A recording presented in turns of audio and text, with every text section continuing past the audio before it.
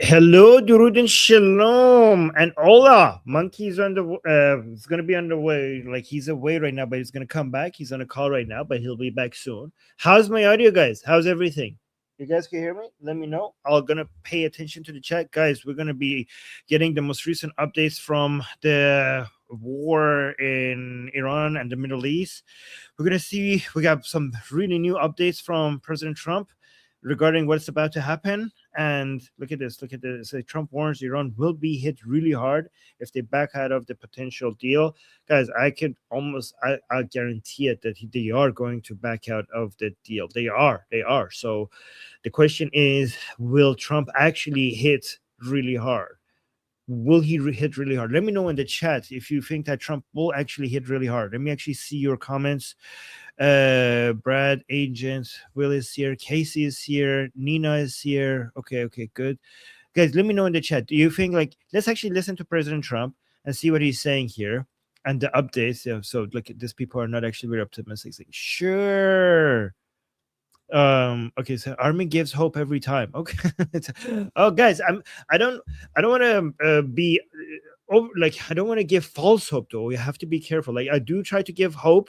I try to give hope when people are being overly pessimistic, but I also offer skepticism if people are being overly optimistic. I think we should do both.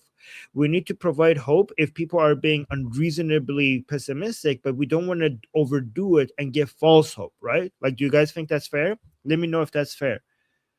Sean is saying, I think he will hit. I have no idea how hard it will be. Sherry is saying hi. Sherry is like exhausted. Let's actually listen to what they're saying here, and then we'll go back to you guys. Now to the Middle East, where a deal to reopen the Strait of Hormuz is reportedly nearing the finish line with an announcement that could come as soon as today. Chief Foreign Correspondent Trey Yanks joins us live in Tel Aviv with the details. Trey. Yeah, hey guys, good morning. President Trump indicated that a deal with Iran could happen as early as today. Speaking with Fox News, the president said that talks took place all day on Tuesday and that things are looking very good. He told Trace Gallagher what will happen if the Iranians back out of this agreement. Other presidents or other countries should have been able to do this. And I did something that I had to do, because if they had a nuclear weapon, this whole world would be a different place. If they back out again, are they done? Well, if they back out again, they're going to get hit really hard. You know, they know that. They understand that. I have no choice. They can't have a nuclear weapon. It's very simple. The focus remains. So here, the question is that he says that, but is like, how is this time different from the other times, right? Because we've already heard this 5 times before. I'm not saying this is not different. It might be different, but how is it different? How is it different? Let me see what you guys are saying. Shannon's saying, doesn't he say every hit is going to be hard? Yeah, I mean, even the smaller hits, he does say they're really hard. Like, so what does hard really mean, right? Is this time actually going to be hard? Somebody saying low on missiles and no ground troops. How can he hit? Yeah, low on some missile interceptors. So that's a good question. In fact, if he wants to hit, therefore he needs to be hitting really, really hard, because he can't hit them in a way that they can respond, because, you know, it's true that missile interceptors are low. They're not low in the sense that they're low for dealing with the Islamic Republic. They're low in the sense that they're low to the point that you can't deal with the Islamic Republic, but also worldwide deal with Russia and then potentially CCP at the same time. In that sense, they're low. But yes. And Sherry is saying, if Trump does hit hard, I will eat my hat or send it to Armin. Send it to me to eat it or wear it. Thank you, Sherry. And yeah, Sean is saying, I'm not worried about the missiles. Why are you not worried about the missiles? Let us know. Okay, but let's continue with this. Weapons, very simple. The focus remains on the Strait of Hormuz, a critical international waterway that handles roughly 20% of the world's oil and LNG trade. CENTCOM released a statement saying the southern route through the Strait of Hormuz remains free and open for all commercial vessels seeking to transit the international waterway. The statement goes on to say over the past 3 months, U.S. forces have assisted more than 1,000 vessels in successfully transiting the strait, despite unwarranted Iranian aggression, and these transits continue today. Right now, talks are ongoing between Iran and Oman aimed at reaching an understanding on control of the strait. The issue remains a primary objective, even for Iranian civilians speaking about the conflict. We must definitely keep the Strait of Hormuz at any cost. We should never abandon it, and we should never back down. Wait, why is Fox News showing these jihadi people as a representative of the civilian people? The conflict. Wait, let me see how he introduced her. Between Iran and Oman aimed at reaching an understanding on control of the strait. The issue remains a primary objective, even for Iranian civilians speaking about the conflict. What the hell, Fox News? You're saying the issue is important for Iranian civilians, and you are showing a jihadi pro-regime person as a representative of civilians? We must definitely keep the Strait of Hormuz at any cost. We should never abandon it, and we should never back down, even if they make harsh threats against us, even if they threaten to launch a ground or air attack against our country. What are you doing? Am I watching Fox News or CNN? What is this? Guys, what's happening? Let me know in the chat. Is this CNN, BBC? Why is Fox News saying like, oh, this is what the Iranian civilians want, and then you cut to a jihadi pro-regime person, which is a small minority of the Iranian people?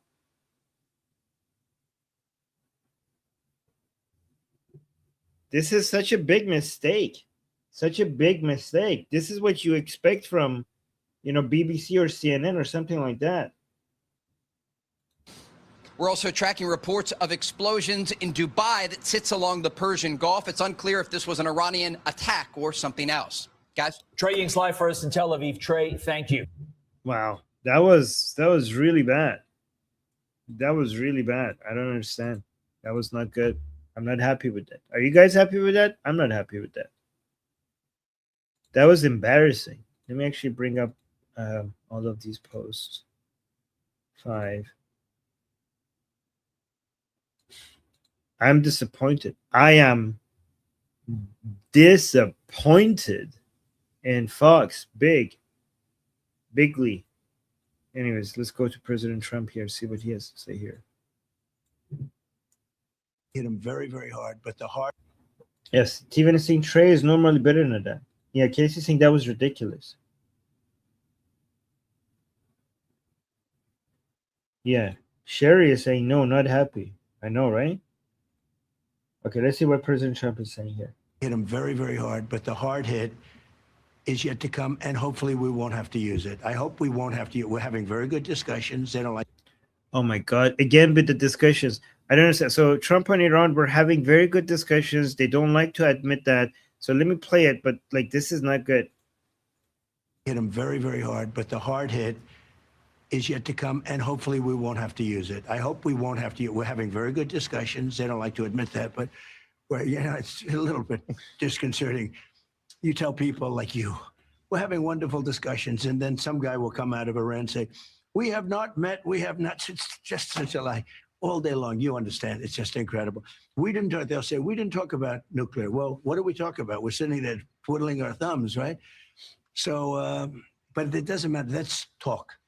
The only thing that matters is action, and they want to make a deal. We'll see what happens. If they don't make a deal, it's going to be too bad. Hit them very. Yeah, who cares about the discussions? It's not like they are going to abide by the good discussions. Good discussions. I mean, 2 points. First of all, who are you even talking to?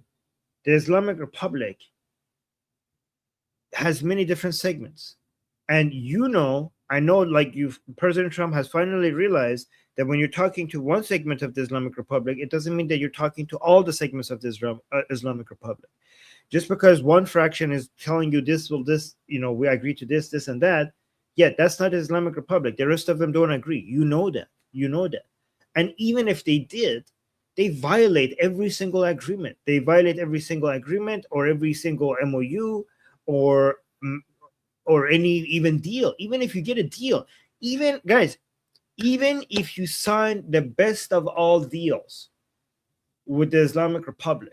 The deal that looks, oh my God, I can't believe you did this. This is so good. This is the best deal. How did you manage to get them to sign this? Even if you did that, they will violate it. It's guaranteed that they will violate it. It's guaranteed that they will violate the deal. Right? So let's look at, let me play this one more time. Hit them very, very hard, but the hard hit is yet to come, and hopefully we won't have to use it. I hope the hard hit is about to come, and hopefully we don't get to use it. Yeah. So, guys, I do understand that this might be a psychological 5D. I know some of you are saying this, but we're running out of time. This needs to. How much time do we have before the midterms? Let me know. Not a lot. Not a lot. Yes, Monkey. Monkey's back. We don't have enough time, right, Monkey? We should have been hitting them hard like a long time ago, right? This is retarded. Right. This is there's no, I can't describe it any better. It's developmentally challenged. I mean, what am I going to call it? But what do you say to people who say like, no, Monkey, this is 5D chess, 5 psychological war games, marketplace stuff. You know, Trump has a plan, trusted plan. What do you say about that? Okay, we're going to go with the marketplace idea. Okay, let's say we want to keep the market up from one last week, give them a basically a deal for one last week. We're at, what day is today? Wednesday. That means we should start strikes by Friday, Saturday. If that doesn't happen, I don't I'm already stretched as far as I can go. Time is literally running out. By the time we get to Friday, that's the first week of August. You have to be done with this shit by September if you're gonna do it and anything about the midterms. If you go and you have just some semi bullshit deal that they're gonna constantly break all throughout the midterms, what's gonna happen is they're gonna strike all throughout the midterms, and all throughout the midterms he's gonna talk about this strike that he's not reacting to and that strike that he's not reacting to. So no matter how many wins you get in Cuba or in Greenland or in Venezuela, you're still going to have to be reactionary on the news that you didn't solve the problem, and there's strikes every day on the Strait. That's why you can't get through all of September, all of October reacting to, no, I have a great deal, but this time it's the last time, but this time it's the last time, but this time it's the last time. You can't do that for 2 months before the elections because you're going to look pathetic. You're going to look like your international policy sucks. You don't know what you're fucking doing. You can't have that situation ongoing during the midterms, because doesn't matter. Let's say you take over Cuba, and what's the news cycle going to be? New strikes on the Strait. You got Venezuela there. They agreed to a pact for a new election. They're registering new parties that are going to be under American oversight, but you're still reacting to attacks on the Strait every day. Oh, you got a deal to get Greenland, but you're still reacting to attacks on the Strait every day. You have to get this done before the midterms, because you're gonna be reacting. You're gonna be reacting to the news cycle that Iran sets instead of you setting the news cycle. Yeah, and also those other wins that they could have gotten in other places, we're running out of the time for those things as well before the midterms as well, right? Well, Like, Cuba's much easier to deal with, and Greenland is just a paper deal where we don't have to go to war for that. Like you could look like if you could get what is it, Norway? Who's in charge of Greenland? Denmark? I think it's Denmark. If you can get Denmark to sign on, and you say we're gonna have a plebiscite in Greenland, and by the way, people in Greenland are very, very much, second-class citizens of Denmark. They don't like their situation with Denmark. They'd rather be the Puerto Rico over the north than be with Denmark. I almost guarantee it. That's easy to work out. Okay, let's go back to President. Let me play this one more time, because I don't know if you've heard it while you were away. hit him very, very hard, but the hard hit is yet to come, and hopefully we won't have to use it. I hope we won't have to. We're having very good discussions. They don't like to admit that, but it's a little bit disconcerting. You tell people like you, we're having wonderful discussions, and then some guy will come out of Iran and say, we have not met, we have not, it's just such a lie. All day long, you understand, it's just incredible. We didn't talk, they'll say, we didn't talk about nuclear. Well, what do we talk about? We're sitting there twiddling our thumbs, right? So, but it doesn't matter, that's talk. The only thing that matters is action, and they want to make a deal. We'll see what happens. If they don't make a deal, it's going to be too bad. What do you think about all that? I think you can do better. You can do better with your words. You're not using your words right. I don't care what your play is. Saying this shit doesn't matter because now you're saying, "Oh, it's just some guy in the press." Yeah, because their president is not admitting that you made a deal. Why isn't Golibov saying, "Shut the fuck up, I did make a deal"? Why, like, not Pezeshkian, who isn't like really important. You need Golibov to be, yeah, we're making a deal. Yeah, we're talking. For him to say some guy, which guy? That you shouldn't be at the mercy of what some guy in their press says. Their guys should be admitting it. That's the fucking problem. Their guys aren't admitting it, so they make you look like a fool. Some guy says this and that. You know how you make that guy not matter? If their president or Golibov, who's the guy in charge, basically says, yes, we are making a deal, and they're not doing that. That's the fucking problem. So we're running through, like, once you've seen this 5 fucking times, this talk, it gets easier to dismantle. Every time he does this, it gets easier to dismantle. Oh, well, some guys, well, why doesn't the fucking president say that he's on your side? Why doesn't the fucking president say he's making a deal with you? Why do we have to give a fuck about what one guy said? I know why, because the president isn't saying it. Golibov isn't saying it. So we have to listen to that one guy that's talking. Okay, look at this. Mark Levin posted this. Jack Kane is a patriot. Oh, is a Patriot's patriot. And then this one.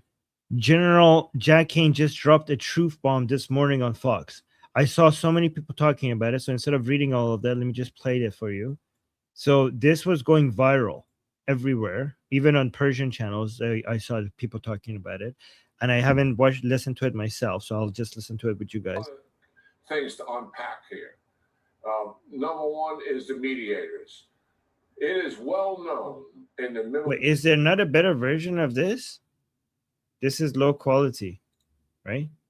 Let me see if I could find a better version of this. I mean, everybody is sharing this, so I guess not.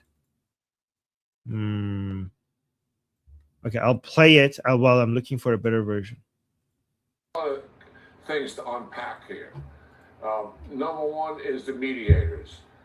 It is well known in the Middle East region by our intelligence services, by all the players, that the Pakistanis and the Qataris are compromised because they favor Iran at the expense of the United States. This is historical. This is not new.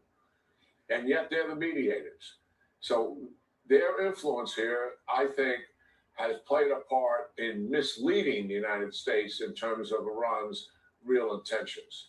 The second thing are our allies and partners, led by Saudi Arabia.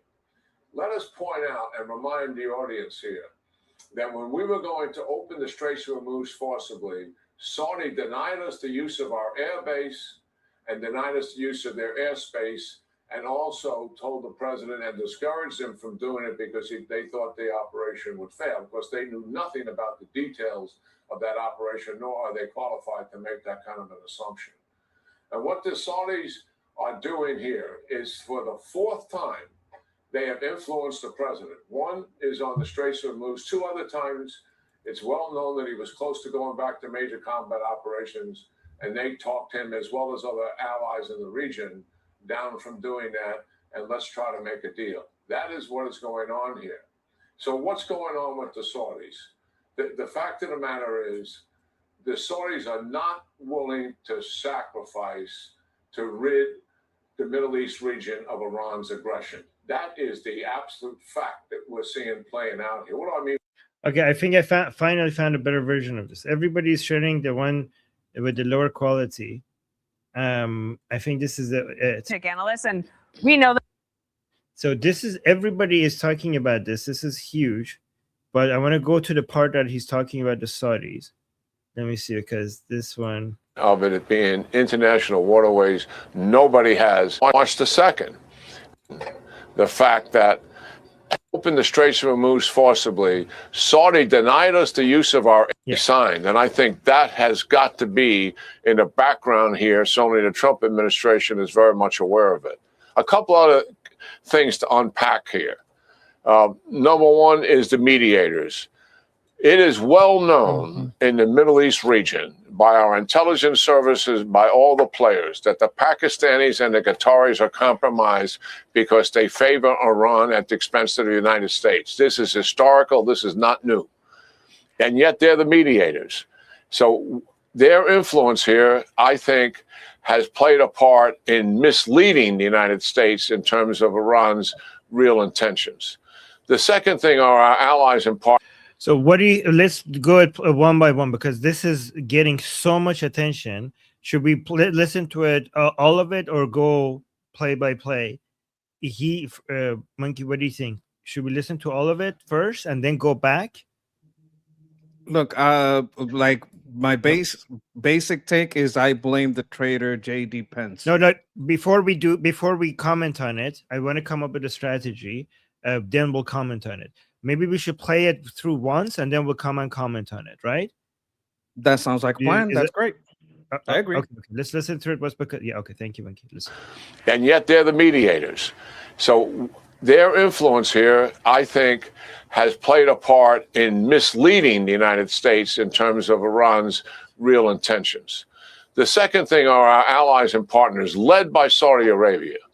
Let us point out and remind the audience here that when we were going to open the Straits of Hormuz forcibly, Saudi denied us the use of our air base and denied us the use of their airspace, and also told the president and discouraged him from doing it because they thought the operation would fail. Of course, they knew nothing about the details of that operation, nor are they qualified to make that kind of an assumption.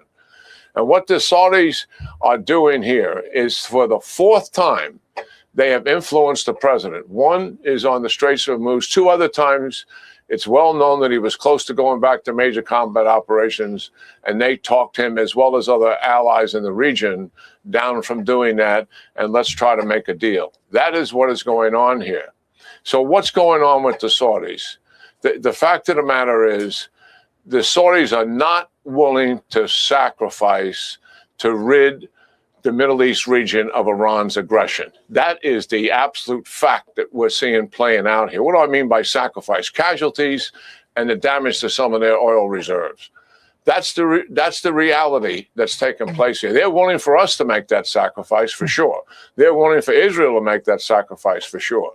That's despite the fact that they've been under a nuclear and security umbrella since World War II, despite the fact that the United States led a coalition to stop Saddam Hussein from taking Saudi oil fields after they took the Kuwaiti oil fields, and we liberated them. Despite the fact that after the Saudi government killed Khashoggi, the Trump administration certainly wire-brushed them for that, but still maintain a relationship with this kingdom. And I think this is shameful that they lack the spine to stand up for their people and for the region here and support the president on what has taken place. And the reality is, going forward here, it's going to come down to Iran and the United States. Is Iran really ready to make a deal of substance here and carry it through? My gut feel here is no. They are not going to give up the Straits of Hormuz. They think it's a strategic asset. They'll try to waffle this any way that they can so that they maintain some level of control over it, and it will not be satisfactory to the Trump administration, much less the nuclear enterprise as well, which I think is down the road and as difficult as the Straits of Hormuz happening. The president is not going to make a bad deal here. And also, I think he learned a few things as a result of that memorandum of understanding, which was poorly crafted and led to certainly a lot of misunderstandings. General. All right. So what do you think? The mediators are the problem, because the Qatar and Oman are the Islamic Republic side. I mean, we already knew all of that. I don't know who else could have been an option. I don't think there's any, like, what's an alternative to them, because any alternative that would be better would be something that the Islamic Republic wouldn't even accept. But that's a good point. But I mean, General Kane, he's like pointing out, I mean, he must know a thing or two. He's a general. And he thinks that a lot of our problems is because of the Saudis. They have misled President Trump. Absolutely not. Absolutely not. The only reason we're dealing with these mediators is because the people that we sent to mediate accepted it. The people that we sent to mediate should come back and say, look, we can't deal with these peoples. They're full of shit. We're gonna have to find other mediators, but I'm not gonna go mediate with these pieces of shit because these pieces of shit are just fucking lying and waffling. So I'm not gonna deal with the Saudis. I'm not gonna deal with the Qataris. I'm not gonna deal with the Omanis because they're full of fucking shit. Either we bomb or we find other. I'm not gonna deal with the Pakistanis either. Either we bomb or I think Vance wants to leave the problem, put it on Trump, so that when he runs, he says, I'm the one that's gonna fix it. And then we're gonna have to ask him, like we used to ask Kamala, well, why didn't you fix it when you were in charge? He thinks he's gonna join up with Peter Thiel, with Tucker Carlson, with Marjorie Taylor Greene, and have their own little party if he gets basically doesn't get the nod from Trump and has to face Rubio. Or he wants to leave the mess so that in 2 years he can be president and then start claiming, well, I tried, but it's the president's fault. I think this is political pandering, and I think the people that they sent to deal are fucking traitors and fucking backstabbing pieces of shit.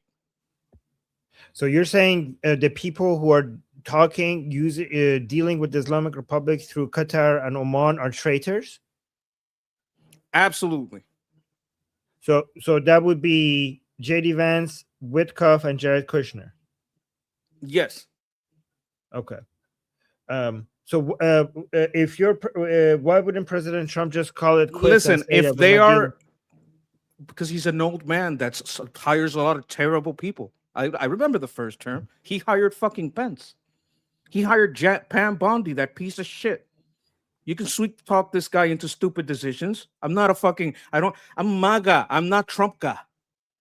Like I remember all the shit we went through because he picked terrible people. And this is just part of picking terrible people. J.D. Vance is terrible for this job. I would not let him get on the plane because I'm the fucking diplomat in chief, and J.D. Vance can't go do that shit unless I tell him to. It's a stupid decision. I would not put Jared Kushner on this. I'd send a fucking general, not a real estate guy.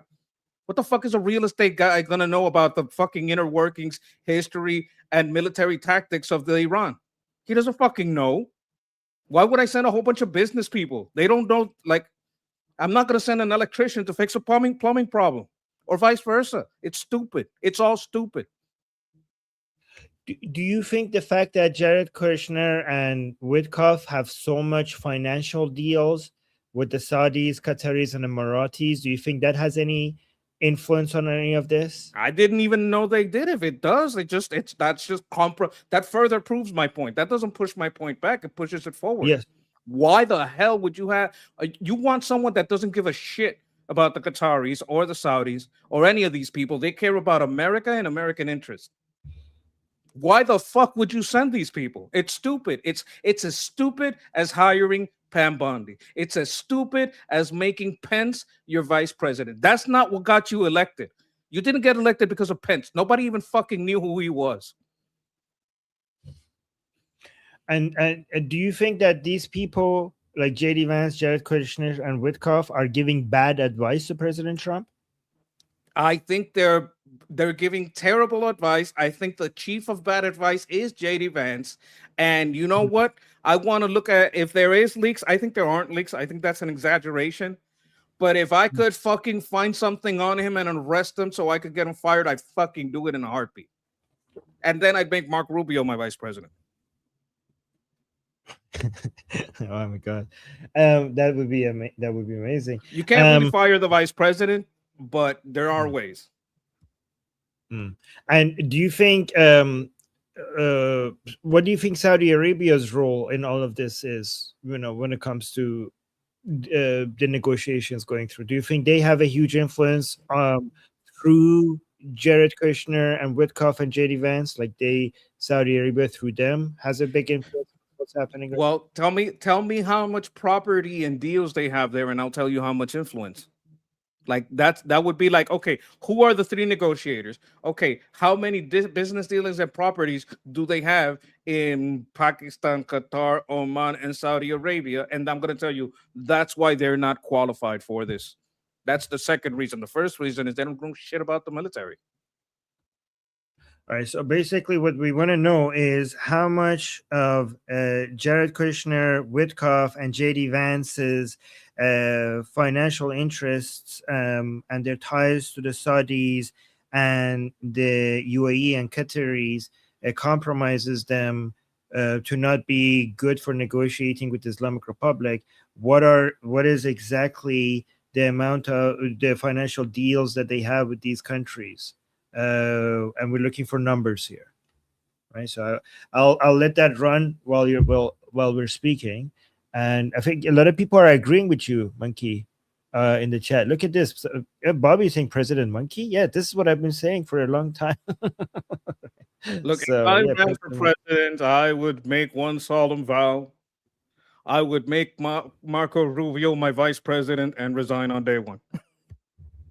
Right, and you're gonna spend half of the government's budget on planting banana trees, I think. No, banana clips. I like banana clips.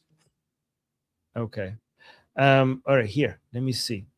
Jared Kushner's firm manages over $6 billion with 99% sourced from Saudi Arabia. From Saudi Arabia, Qatar, and UAE. $2 billion of that comes from Saudi Arabia, right? So 99% of the $6 billion of the firm that Jared Kushner manages comes from these three countries. Steve Witkoff benefited from a $2 billion UAE deposit into his crypto venture, alongside $600 million in more than $600 million in Qatari real estate buyouts. Well, doesn't that mean that if they are financially tied to companies that lose money if they get bombed, they're going to be more worried about bombing than about winning? Doesn't that make them literally compromised? Literally compromised, yes.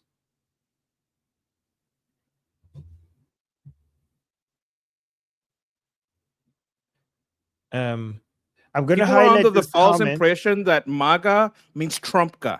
MAGA is make America great again. The America first is about isolationism. I don't like that. But if you don't help your friend when he's making a mistake, you're not a fucking friend. People had to tell, because no one warned Trump that Pence was a piece of shit. He chose these pieces of shit. I wish he had a friend that told him, hey, you're doing something stupid here, right? If he had a friend to tell him, hey, you're picking Pam Bondi, this lady is not what you think she is. She's pretty compromised. Look at her record. Look at what she's voting. Look at who she's with. This is not a good pick. If he didn't have a friend to tell him that, he wouldn't have made that mistake. Worship is not friendship. And you're not helping by blindly following. An advisor is not a yes man. If you're a fucking yes man to anyone, you hurt them. When you see something that in your heart of hearts sounds stupid, you have to say it. And if you don't say it, you're a fucking traitor. And you should be fired. You know what some people, like smart executives, do? They ask, oh, I want to do this. What do you think? And it's something retarded, something patently stupid. And they figure out who is willing to say no. And all those people that say yes, they get fired. The person that says no, that's a bad idea, that guy stays. Because that guy's not afraid to disagree. All right. So British Royalty T is in the chat saying Monkey's 100% correct. Texas Troop is saying exactly. People forget what MAGA is. MAGA is not Trump. It existed before Trump. MAGA chose Trump. And we have a disagreement that Monkey, I want you to respond to. So Speedy here is saying, wow, it's amazing what I'm witnessing, how quickly you turn on our leadership because you entitled as people don't get things your way. Wow. You're the traitor. You're the fucking traitor that will watch a leader make a mistake and not tell him. You're a fucking traitor and a piece of shit. Entitled, he's American. He's American, and this is his government. What are you talking about? Monkey is an American, and more than just an American, he served. Like if anybody gets to complain and have his say and hold the leadership, last time I checked, the leadership in the United States it's not a tyranny, it's not like a dictatorship. You're United States, you get to hold your leadership accountable. Even if you're wrong, you should be able to do that. What are you talking about, entitled? This is his right. He's an American. And that's something, like, some people are so fucking stupid that they can't have a steelman position and ask me about the situation right now position, because I can't have a steelman position that the real deal isn't going anywhere. They're just having a pause because they want them to sign a paper. Like, and this is a steelman I made. Like, you, in all the shit you've been talking, you can't steelman Trump better than me. You can't. You can't do it. You can't make Trump look stronger on this decision than I can. You're just talking shit. Because if I was gonna steal, man, I had, there's two positions. My honest assessment, this is retarded, don't send those people. My steel man position, they want them to sign a paper that anywhere in that paper says, if you fail this deal, we do not recognize you as a legitimate government. That way he has the legal framework to cover his ass if he goes in and bombs everybody. I can have those two positions. And this is a position I've had for weeks, because last week I said they're going to have peace talks for a week. They're going to try to get them to sign something, and then it's going to break down and we're going to start bombing again. This is a position I've had for weeks. When the first MOU got signed, you know who was the first person to say, hey guys, we're going to get their oil, we're going to get their money, and we ain't going to give them shit. Everybody was very worried about them taking the corn and the hay and selling it. I told them that's not going to happen. This is what's going to happen. And I was right. You can't defend Trump better than me. So don't be mad because I can give an honest assessment. Right. He's saying the fact is that we are reloading our missiles, and that takes time because we don't have a base of operations. We do it from ships. That's what the fuck does that have to do with these motherfuckers' properties in those places? What the fuck does that have to do with who we send? That's called changing the fucking subject. Did I fucking talk about that? Why are you changing the fucking subject? Nothing he said there negates what I said. How about this one? He says the talks mean nothing. They are buying time to reload. That's all. That's not the question. The question is, how do you assess these negotiations? You can't say, well, they mean nothing. Well, you're not engaging with the argument. The engaging in the argument is, if you're going to take these talks as an honest attempt to have some kind of deal, how do you assess that? You can't skip over the part where you're addressing the topic. The topic is the reality. If they are real, what do they mean? You can't go, well, they're not real. That's like, you ever heard, like, this is very interesting. Stupid people, if you ask them, what if you didn't have breakfast? They cannot, but I did have breakfast. Okay, I know you had breakfast, but what if you didn't? Can you engage in a hypothetical? They can't, they're stupid. Like, we're engaging in the hypothetical that these negotiations are real. Try to address the argument instead of skipping over it. Okay, let me respond to this. Somebody saying Monkey is nobody. Monkey is an American patriot who served his country. So shut the fuck up. In America, a nobody can have an opinion. Try to do that in Iran. You want to call me nobody? I don't care. I made myself a monkey because I don't think I'm better than anyone. But address my opinion, not who I am. You want to go with the low-level ad hominem? Well, he's nobody because you can't address my central point. Right. And then we got a super chat from Justin. Justin saying, we have to be consistent here, brothers and sisters as well. We can't say Trump is 5D chess champ and make his own decisions, then say he's listening to bad advice when he does something we don't like. I'm telling you, it's about Nobel Peace Prize. Well, I mean, I don't agree with that. I agree with the rest of it. Yes, me neither. And thank you, Justin, for your opinion. I don't agree. All right, let's see what Trump is saying over here, guys. By the way, we say this as somebody who, like, I mean, I'm not. Monkey could speak for himself. That'd be so much more insulting. That'd be all about all about the Nobel. That would be so much more insulting. Yes, like and guys, I really do appreciate what Trump has done, right? Like, it's interesting because I have praised Trump for so many things, and I will continue to do so. And we also criticize him. I mean, why are people so binary? Why is it that have full faith, trust the plan, Trump does nothing wrong, everything going is according to plan 100%? That's some people. And then we have these other people who are 100% anti-Trump and think that he doesn't do anything right. And if you praise Trump, then those people who have TDS, they turn against you and give up on you because you said something positive about Trump and praise everything, like the things that he has done. And then when you criticize Trump, then the people who are just blind, loyal followers of everything he does, they say you have TDS and they give up on you. Like, I mean, like he's not God, okay? And he's not the devil either. Like, he does many things right, and there's a lot of room for criticism. Why can't that be the case? Even if we're wrong, at least we're not this binary. At least we're not 100% on one side or the other. Yeah. Absolutely. All right, let's go see. Yeah. All right. Somebody's saying, Armin, is this channel an echo chamber or does it welcome new ideas and opinions? I think this is the channel that welcomes new ideas more than anyone else. I literally just highlighted comments that are the opposite of what we were saying. And not only that, in fact, we have a discussion group that you guys could come in.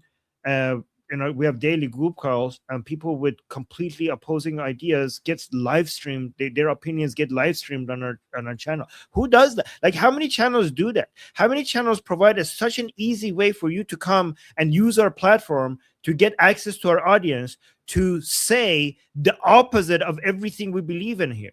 Like, who does that? Have you seen a less of an echo chamber of a channel? Right. So, well, right? You're not going to find that on my channel. If I find you even slightly annoying or disrespectful, I will fucking ban you.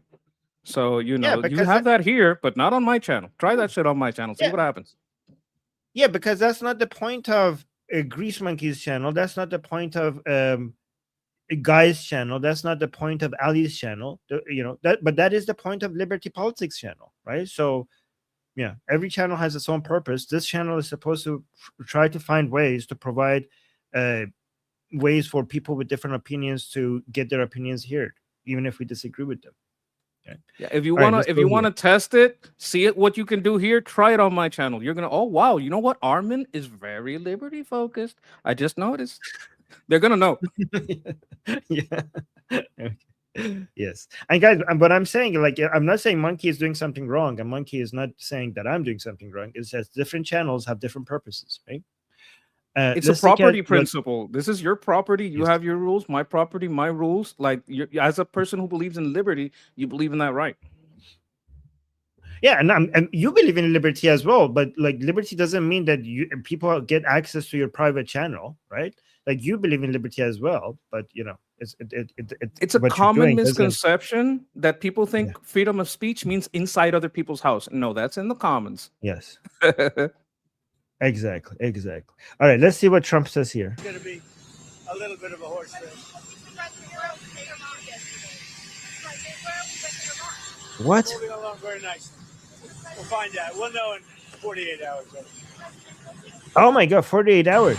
Let me actually read this because the audio is crap. Reporter says, where are we on Iran? Trump says, we will know in 48 hours. That was like 24 hours ago. So we have 24 hours left. Oh no, less than 12. That was 12 hours ago. Okay. So we'll know, I guess. What do you think? Is anything meaningful going to happen? Or is this another fake deadline? I mean, we got to look at the stock market and Kalshi, see how the bets are going, right? Oh yeah, we don't know, but until we know, I guess. Okay, so let me see. President Trump here. Let's see what he says over here. Iran, as an example, will never have a nuclear weapon. They already can't, but it's going to be formal. The Strait's going to be open very soon, or they're going to get hit very hard, and then the Strait's going to be open. And we were going to a tremendous attack, the biggest since World War II. And they called me and said, very politely, please, can we talk? Can we talk? They didn't want. And I said, yes, we can talk. Let's get it done. Finally, let's get it done. This should have been done by other presidents for 50 years. You know, you keep hearing 47, but that's been for 3 years now. It's been over 50 years. Other presidents or other countries should have been able to do this. And I did something that I had to do, because if they had a nuclear weapon, this whole world would be a different place. Iran, as an example, will never have a nuclear weapon. Anything new here that you want to highlight, or is it basically the same as what we've heard? I feel like I've heard this so many times. Like I can steel man the president very easily and very well and make very good points about what this could be. Like, just because I engage in the hypothetical that this is all real, what would it mean? Doesn't mean I hate the president or I can't imagine how it could go a completely different way. But as far as what he said right now, yeah, I've heard it. Okay, let's see what. Okay, let's see what Jesse Water here. This is gonna cheer us up here. Fox News alert: the gay Ayatollah's back at the table. Sources say it could be surrendering the Strait. Oh, we are in talks with the Iranians, and I think there is a chance we may have a deal today or tomorrow to open the Strait and move towards a more normalized position in this conflict. Cutter. So here's the thing. We're talking right now about, there's 6 layers to this, and I just want to show you guys how far away we are from, even if we're trying to get a deal, how, even if that's possible, how far away we are from that. Again, I'm not saying it's impossible. I just want to show you how far away we are, right? First step is getting an agreement on the Strait of Hormuz. If we're trying to make a deal, getting an agreement on the Strait of Hormuz. Then getting a deal on the Strait of Hormuz, which is so much more complicated than getting an agreement on the Strait of Hormuz. That's step 2. Step 3, getting a situation where the Islamic Republic doesn't violate the deal that we got on the Strait of Hormuz, which is, again, more. This step 3 is way more complicated than step 2. And then after that, we will finally go to what this has all been about, apparently, which is step 4, getting an agreement. Again, I know this is not what you guys want to hear, or you think that this is not something we should be focusing on, but I'm just saying, if we're going based on what the plan is, then step 4 is getting an agreement on the enriched uranium. And then step 5, which is, and again, this step 4 is way, way more complicated than anything that was about the Strait of Hormuz. The Strait of Hormuz is so much more simple than the enriched uranium. The getting an agreement, or getting an agreement regarding the Strait of Hormuz, getting an agreement regarding the enriched uranium. So that's step 4, which is way more complicated than any of the first 3 steps. And after you got an agreement, something that is even more complicated than step 4, which is step 5, is getting a deal, not an agreement, but a deal on the enriched uranium. And then step 6, which is the most complicated of them all. Guys, every single step that I'm giving you is 1,000 times more complicated than the step before it.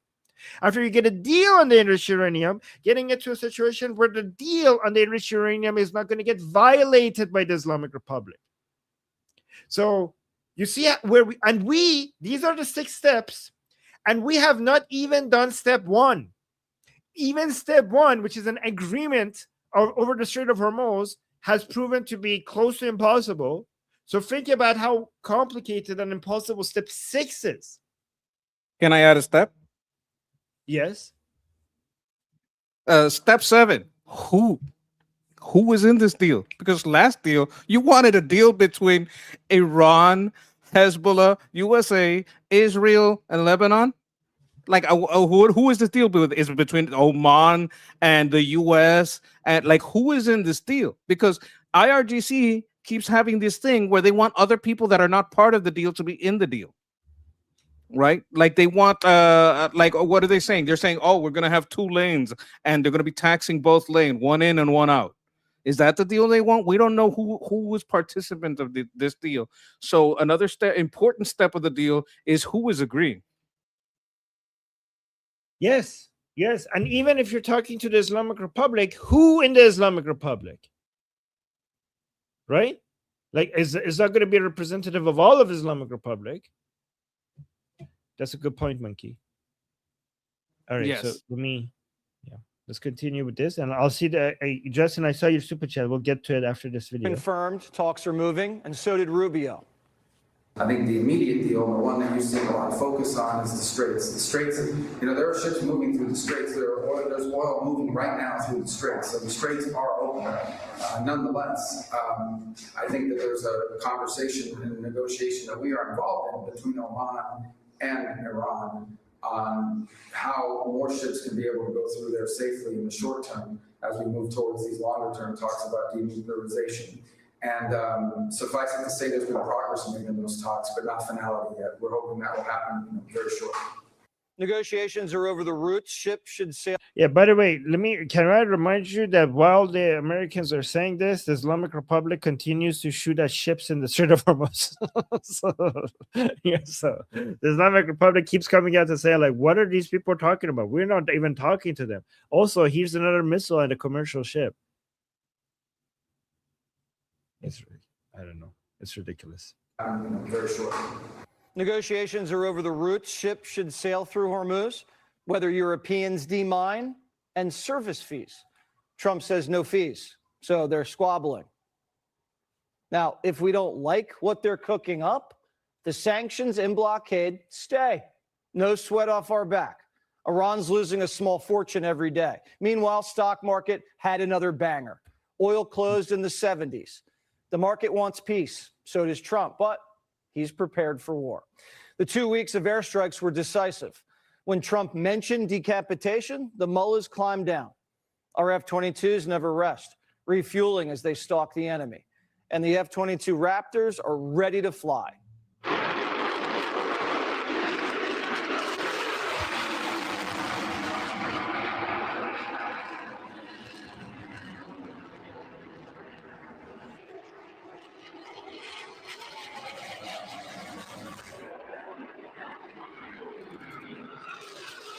I mean, that looks so hot. That looks sexy. Our boys on the ground are keeping their skills sharp and lethal.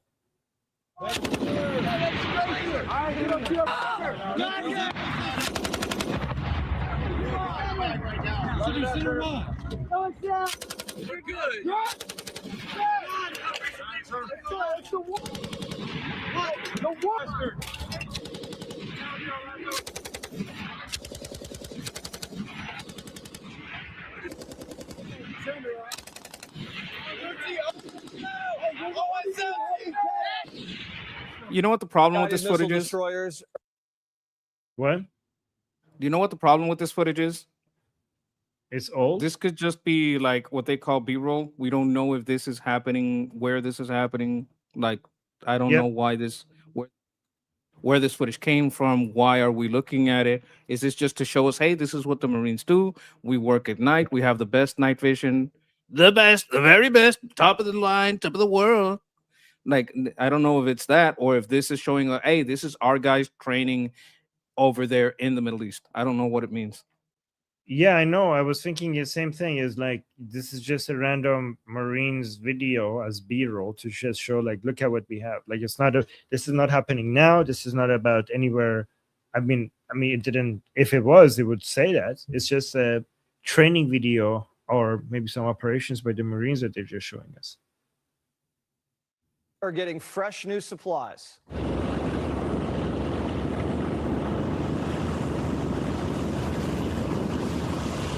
Yeah, these are just B-roll stuff. The disfigured Ayatollah better take notice because this could be his last chance. U.S. intel knows where he sleeps and who he sleeps with. Okay. We got a super chat.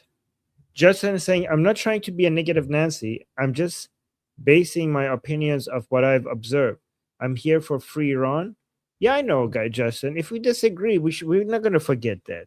Okay, you guys, we might disagree on stuff, but we people here, we're pro America, we're pro Israel, we're pro the Iranian people, we're pro liberty, we're anti Islam, we're anti communism, we're anti woke left, we're anti the woke Reich, and we are united on fighting for liberty. We support patriotism, and we sometimes have disagreements, and even if those disagreements get really passionate, it doesn't mean that we're not on the same side. We are on the same side. And it's I would add saying to that. Oh, I'm Mhm. sorry. Go ahead. No, you go ahead, sir. I would add to that, saying that everything that Trump is doing is about him getting the Nobel Prize is not something I can look at through observation and come to that conclusion. I don't know how your observations out there. You're free to conclude that through your observations, but I think it's going to be very hard to get anyone to agree with it. Like he's the most petty, selfish, narcissistic piece of shit. That's basically what you're saying. And I don't mean to like offend you or anything, but you coming to that conclusion is not something that a lot of people are gonna agree. This is an insult. It's basically an insult. There's no other way to frame it but an insult. And I like the guy. I don't want to insult him. Right. And we got another super chat by Erickson saying, oh, wait, I forgot to read the second part of the super chat, saying, no, I don't want the revolution to suffer because we're expecting something that may not be reality. Yeah, I mean, that's what we don't want either. Again, based on what we're saying, we have different conclusions than you, but we have the same objective. And thank you, Justin. Thank you for supporting us. And then Erickson with a super chat saying, hypothetical question: if the Iranian people rise up now, would the U.S. step in when the regime starts gunning them down? Would the Islamic Republic even dare? So I know the second part, answer to the second part. I'll let the monkey respond to the first part. Would the Islamic Republic even dare? Yes, because for them this is like do it or die.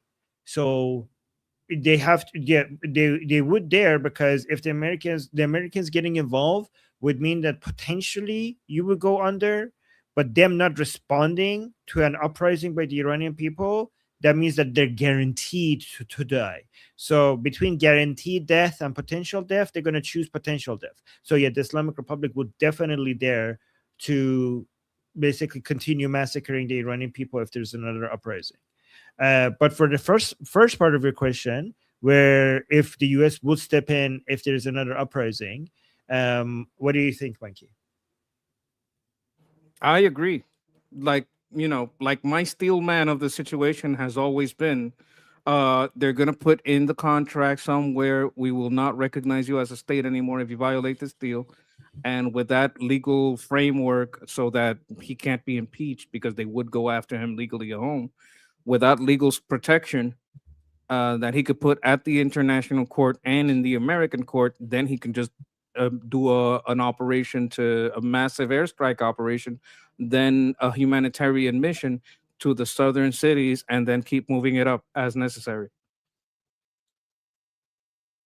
All right, but what do you think to the how do you respond to the question? Like, if there's an uprising by the Iranian people and the Islamic Republic comes out and starts massacring the Iranian people, do you think there's going to be a major response to that? No. Like by Americans? No. We would, like, you don't understand how fast the massacre happens. Right. Yeah, you need, logistics and operations. Okay. No, if you go out there and you think, let me put this out there, if anybody's watching from Iran, if you think go out there, and if you think, oh, just because we're out there, the Americans will come, that's what got you killed last time. These things take time. And you can't just in 24 hours put an airframe together that we can have all our stealth craft protected, and we can watch, and we can have Overwatch, and we could do that. Doesn't happen that fast. We can't do that. If you're thinking, oh, I'm going to go out here, and just because I'm out here, the Americans will come and protect it, you will lose another 40,000 in a night, 54,000 in 2 or 3 nights. Don't do that. I mean, you're free to do it, but that's not what I would advise. Right. Wait, so a qualified.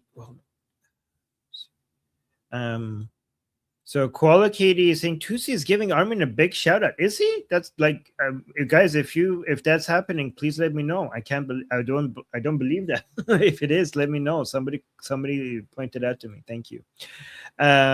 Speedy is saying my heart lies with the Iranian people. This is history in the making. The great fall of Islam. Yeah. So again, Speedy, like we disagree with you a lot, but I think we share.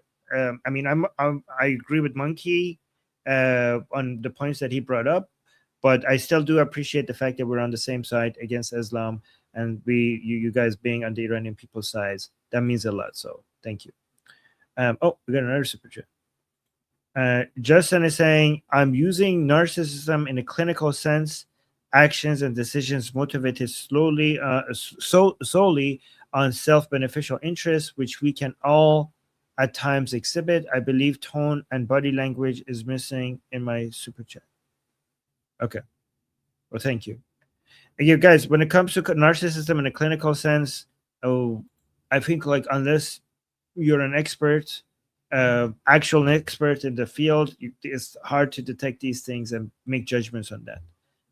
And thank you, just. And also, body language is bullshit. Just have that's pseudoscience. Yeah, body language is pseudoscience, unless we're talking about the obvious.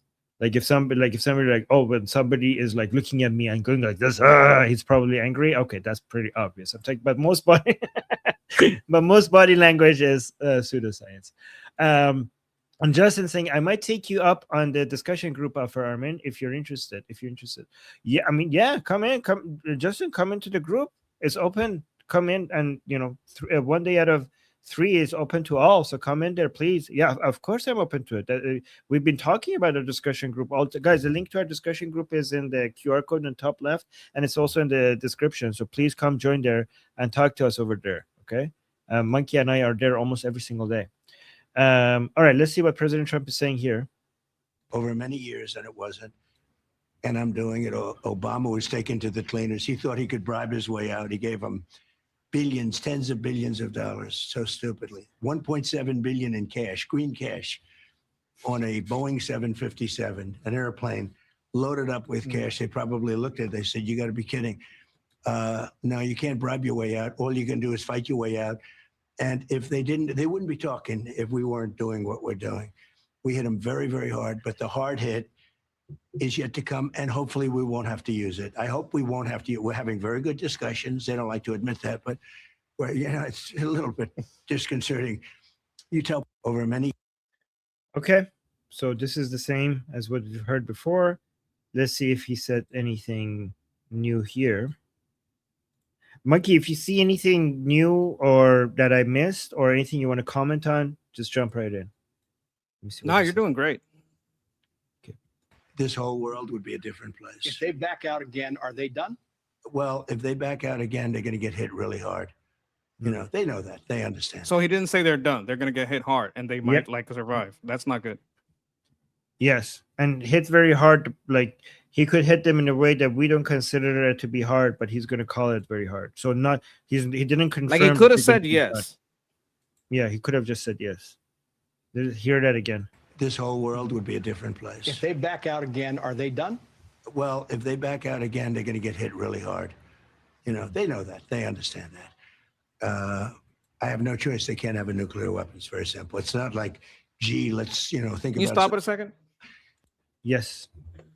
I keep saying to this, in case there's anyone new, I don't give a fuck about the nuclear weapon. We can have Afia Siddiqui making a combination of chickenpox and rabies and have a devastation across the world that makes the area of effect of a nuclear weapon minuscule. We already had this with COVID. These boomer type of focus on nuclear is retarded. If they give you the dust, let you inspect whatever nuclear you want, dismantle their civilian nuclear program, and you let them stay in power, what they're going to do is spin up the biggest biological weapons empire you have ever seen. That's literally what's going to happen. They already started doing that. They started doing that in 2025, in December 2025. There's evidence of this. There's reporting on it. This is widely known. They're making biological warheads. Do you think they're making biological warheads for nuclear use? This, because of the boomers within the IRGC and the boomers in this administration, they forgot about biological weapons.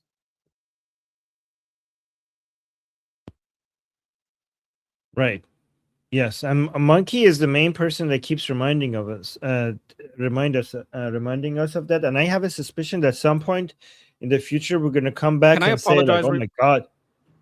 Can I apologize real fast? Okay, Yeah, when I say go on. boomer, I don't mean the exceptional boomers. I'm an exceptional boomers. In the chat, there are many exceptional boomers. You guys are exceptionals, and that's why you agree with me, and you know this. But you know what? The exception doesn't make the rule. As a rule, most boomers care more than anything about nuclear. The exceptional ones here, well, you guys know. Yes, exceptional boomers. But what I was trying to say before Monkey interrupted me is, like, I think at some point in the future we're gonna come back and say, like, "Oh my God, Monkey was telling us about this." This is my prediction. That at some point in the future we were like, something is gonna happen, and you're like, "The Monkey was right." That's my prediction. Gee, let's think about something else now. It should have been done by many presidents over many years, and it was. This whole world would be a different place. Oh yeah, we already heard that part. Let's go this one. Here's another one. You touched on Iran. It's got to feel like Groundhog Day to you. So I mean, they're in. They want a deal. The deal's off. I mean, at what point do you say enough? And there's no coming back for Iran. Well, I have plenty of time. People talk about the midterms. For the midterms, they want to see winning. In Venezuela, people were so opposed to what I did in Venezuela.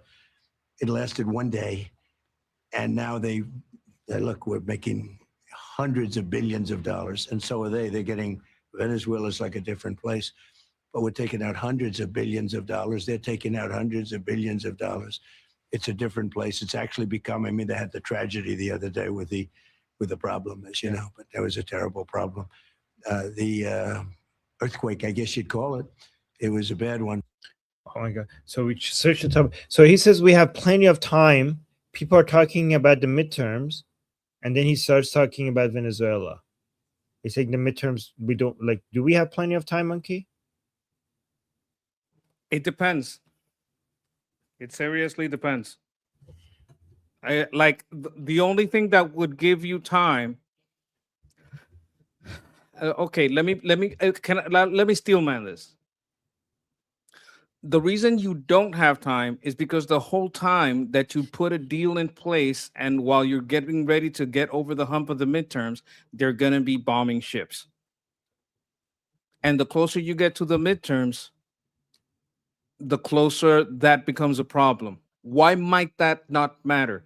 If you are shoring up your strategic reserves and filling it and filling it and filling it and filling it while these talks are going, and then you release that during the election, you trickle that out during the election, it won't affect the price in USA, so it won't affect the vote that much. They'll be kind of upset. Oh my God, it's still going on, blah, blah, blah. But you combine that, and this is doing what Biden is doing. If you think it's illegal, go arrest Biden, because this is exactly what Biden did. So if you do that, right, that's you can get the prices to stabilize and the markets to stay stable in USA during that. Right, that could happen. That is a possibility. You would have to combine that with either with one win or more than one. You'd have to get Greenland, right? A deal with Greenland. A deal with Greenland is easy. You only have to talk to Denmark and the Greenlanders, and we could just tell Greenland to have a plebiscite. Can you agree to that? See what they think, or we could just buy it. I'll pay you so much. Let Greenland have a plebiscite. If they decide they want to stay, you keep them and you keep the money. If they decide they want to leave, we keep them and you keep the money we gave you, right? That could be a deal. We've tried to buy Greenland many times, so we could do that. Population there doesn't like Denmark very much. Venezuela. If we do political reform in Venezuela, political parties start rising up, and there seems to be like a clear path to an election there, and we start ramping oil production there, that's another strategic win that you could sell during the midterms. And just taking over Cuba, it's a lot easier than Venezuela. Their military forces are a lot less, and they're less motivated. Like they're hardcore people, were the people that were in Venezuela. There is a hardcore force there, but nothing that can deal with the discombobulators. Like it's a very small place, so it's a lot easier to deal with than Iran. You compare Cuba to Iran, it's a different animal.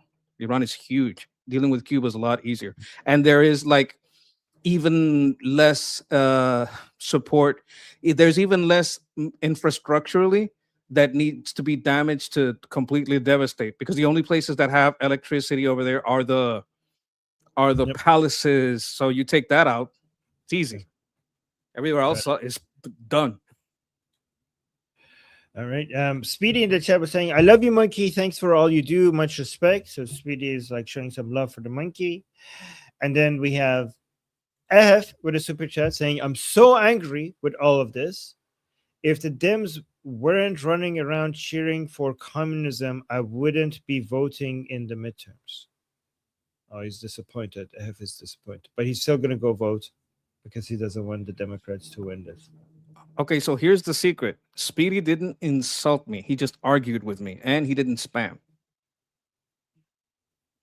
Yes, Speedy. Thank you. And also, I have thank you. I see. I completely understand your disappointment, and thank you for the super chat. And okay, so Casey and Amir kind of were saying the same thing. Amir is saying, like President Trump said, we have a lot of time, plenty of time. Amir is saying, do Iranians have plenty of time? And Casey is saying, we don't have plenty of time. They're executing citizens. You guys, that I completely agree with you. The thing is that doesn't.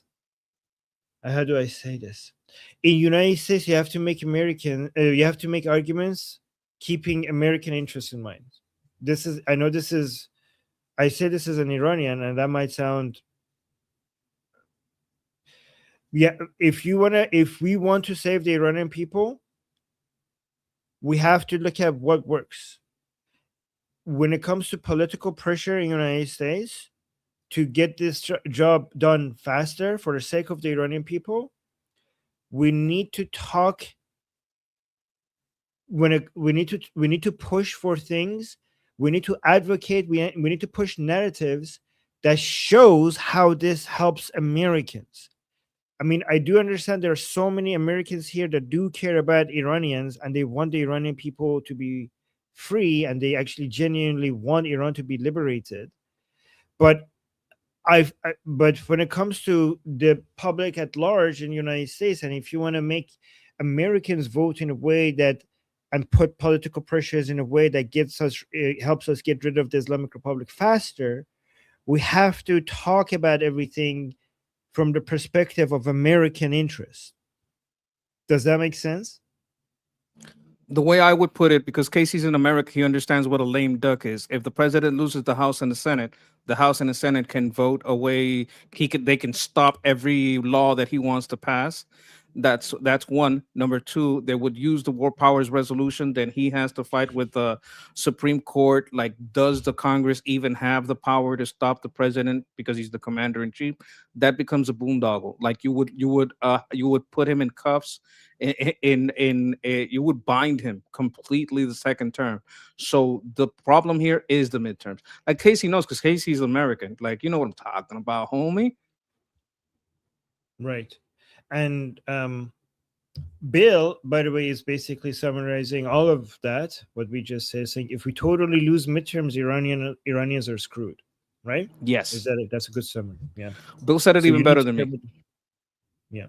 Better than me as well. So, guys, this is the summary. If you care about the Iranian people, you have to win the midterms. If you want to win the midterms, then President Trump has to care about the midterms. Makes sense. Yeah. All right, let's go to here. Let's see what he says over here. What do you think about the traction these candidates who are backed by the DSA and are members of the DSA are getting? Well, I think it's crazy because they're going to ruin our country. They want to, I don't know if they want to. I think either they're very naive or they actually want to ruin the country. No matter where you look, go back 1,000 years with different names, anybody doing what they're doing and what they're espousing, everything turns out to ashes and junk and filth. You know, one thing I said the other day for the first time ever, never thought of it, but you go to these cities that are taken over by the socialists and the communists, they're always filthy dirty, they're disgusting. They're always dirty, and you know, I'm a clean person, and people I know are clean. They like that, and you are. I know you very well. You're very clean. But they're, aside from crime, aside from all of the other problems, no jobs, no anything, no money, they're always filthy, disgusting, dirty, and that's what you'll get. What do you think about? Yep, I mean, I agree with all of that. I like you know, when it comes to socialism, we always talk about, you know, poverty and lack of prosperity and hunger and, you know, all of that. But President Trump was like, it's very dirty. I like things to be clean. I mean, it's true. You know what I find? That it's usually entitled lazy people. Now, maybe not all rich, although the influential ones tend to be. It's usually very entitled people that get their money from somewhere else, maybe their parents, maybe the government, and they don't take care of themselves. They tend to be fat. They tend to be ugly. They tend to be very bad. They have very bad hygiene. It's like it's horrible. Like when you look at them, you're like, oh my god, I can't even imagine the smell in that DSA convention room. Oh my god. Okay. Well, thank you for making me imagine that, I guess. Let's do another Jesse Waters. Every time, you know, whenever we need some hope and some positive, like looking at everything from the positive side of things, a Jesse Waters video. This is actually more recent than the one I played earlier. So let's look at this. We whipped Iran in what, 38 days? Yeah. Gave peace a chance. They blew it. We whipped them again for 2 weeks straight. Now we're here. They're about to surrender the Strait, and they have to because they're losing hundreds of millions of dollars a day. And our stock market just hit another record high. Oil just closed at 78.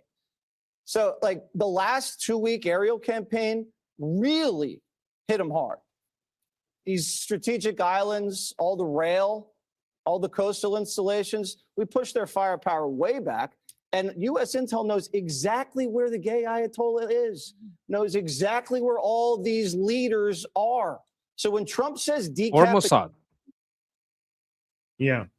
You know, if you look at everything, United States is winning this, okay? The reason why we're criticizing things is not because United States is losing. United States is winning, the Islamic Republic is losing by a huge margin, okay? But the reason why we're criticizing things is because the United States could be doing more than winning.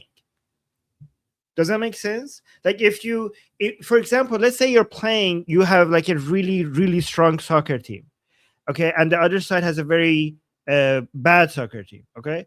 And then you win 2-1. And people are like, if people are saying you lost, they're wrong. You didn't lose. Let's say you won 5-0. And some delusional people come out saying, oh, you lost this. No, you didn't lose. You got 5 goals, they got 0. You won this. But when people like us come and criticize the winning team, what we're saying is that 5-0, you shouldn't have been winning 5-0. You are so much better than them. This should have been 20-0. Like, you are a professional soccer team. That's a high school. Those are high school kids. Why did you only get 5-0? You should have gotten 20-0 or more. So anybody who's telling you that the Islamic Republic is winning this, they're delusional. They're not.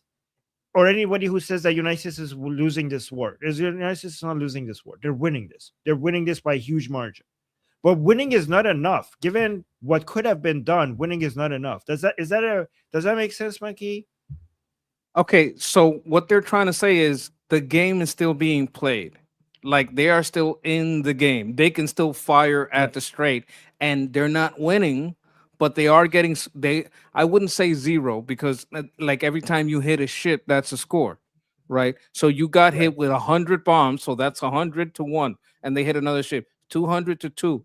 Like the score is still there, but they're still able to annoy you at the Strait. They're still able to cause instability at the market. So the problem here is not who's winning the game, it's that the game is being played at all.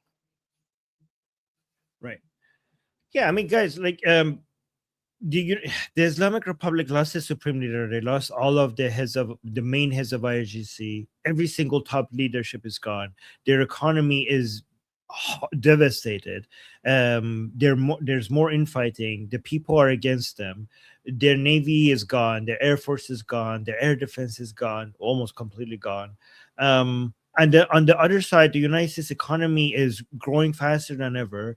Nothing comparable has happened on the United States side. Not even the United States not only hasn't lost their main leadership, like Rubio is alive, Trump is alive, Hexet is alive, Netanyahu is alive. We're not even close to anything resembling the loss of the Islamic Republic. Not only that, we haven't lost any generals on the U.S. side. We haven't even lost a single commander on U.S. side. So it's like not even when 1% of what happens on the Islamic Republic side has happened on U.S. side. Everything that most of the things that Islamic Republic has lost is on their soil. Nothing on U.S. soil has been lost. I'm not saying there's no loss, but I'm just saying it's not comparable. It's not comparable at all. So United States is obviously winning this. Islamic Republic is losing this. But to me, this is like the Islamic Republic is playing a different game. The Islamic Republic is playing a fight for survival. The United States is fighting, convenience. It's basically the analogy I've given you is like somebody in the house trying to kill a cockroach, right? So the cockroach is fighting for its life, trying to get away.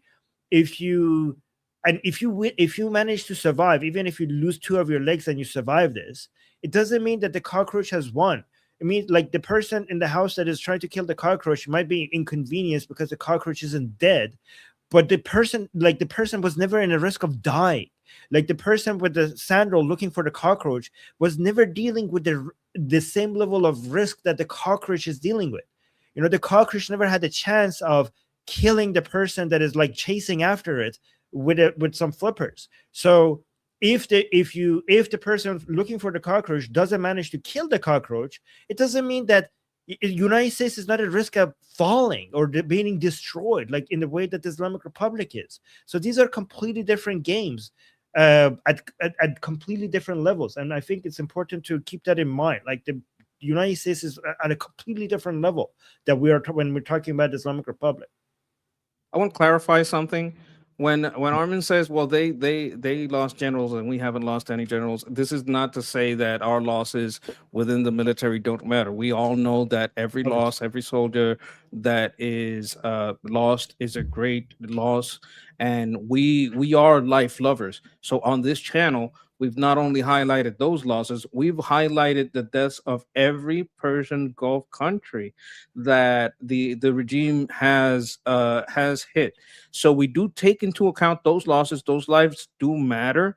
But if we're talking strategically in military, which is what Armin was doing, from that perspective, he's absolutely right. So I don't want anybody to feel disrespect, and Narman is going to agree with me with this clarification, because I'm just want to I want to express Armin's feelings for him, because I have heard them and showed he has himself dedicated time and energy to letting you guys know that these things matter.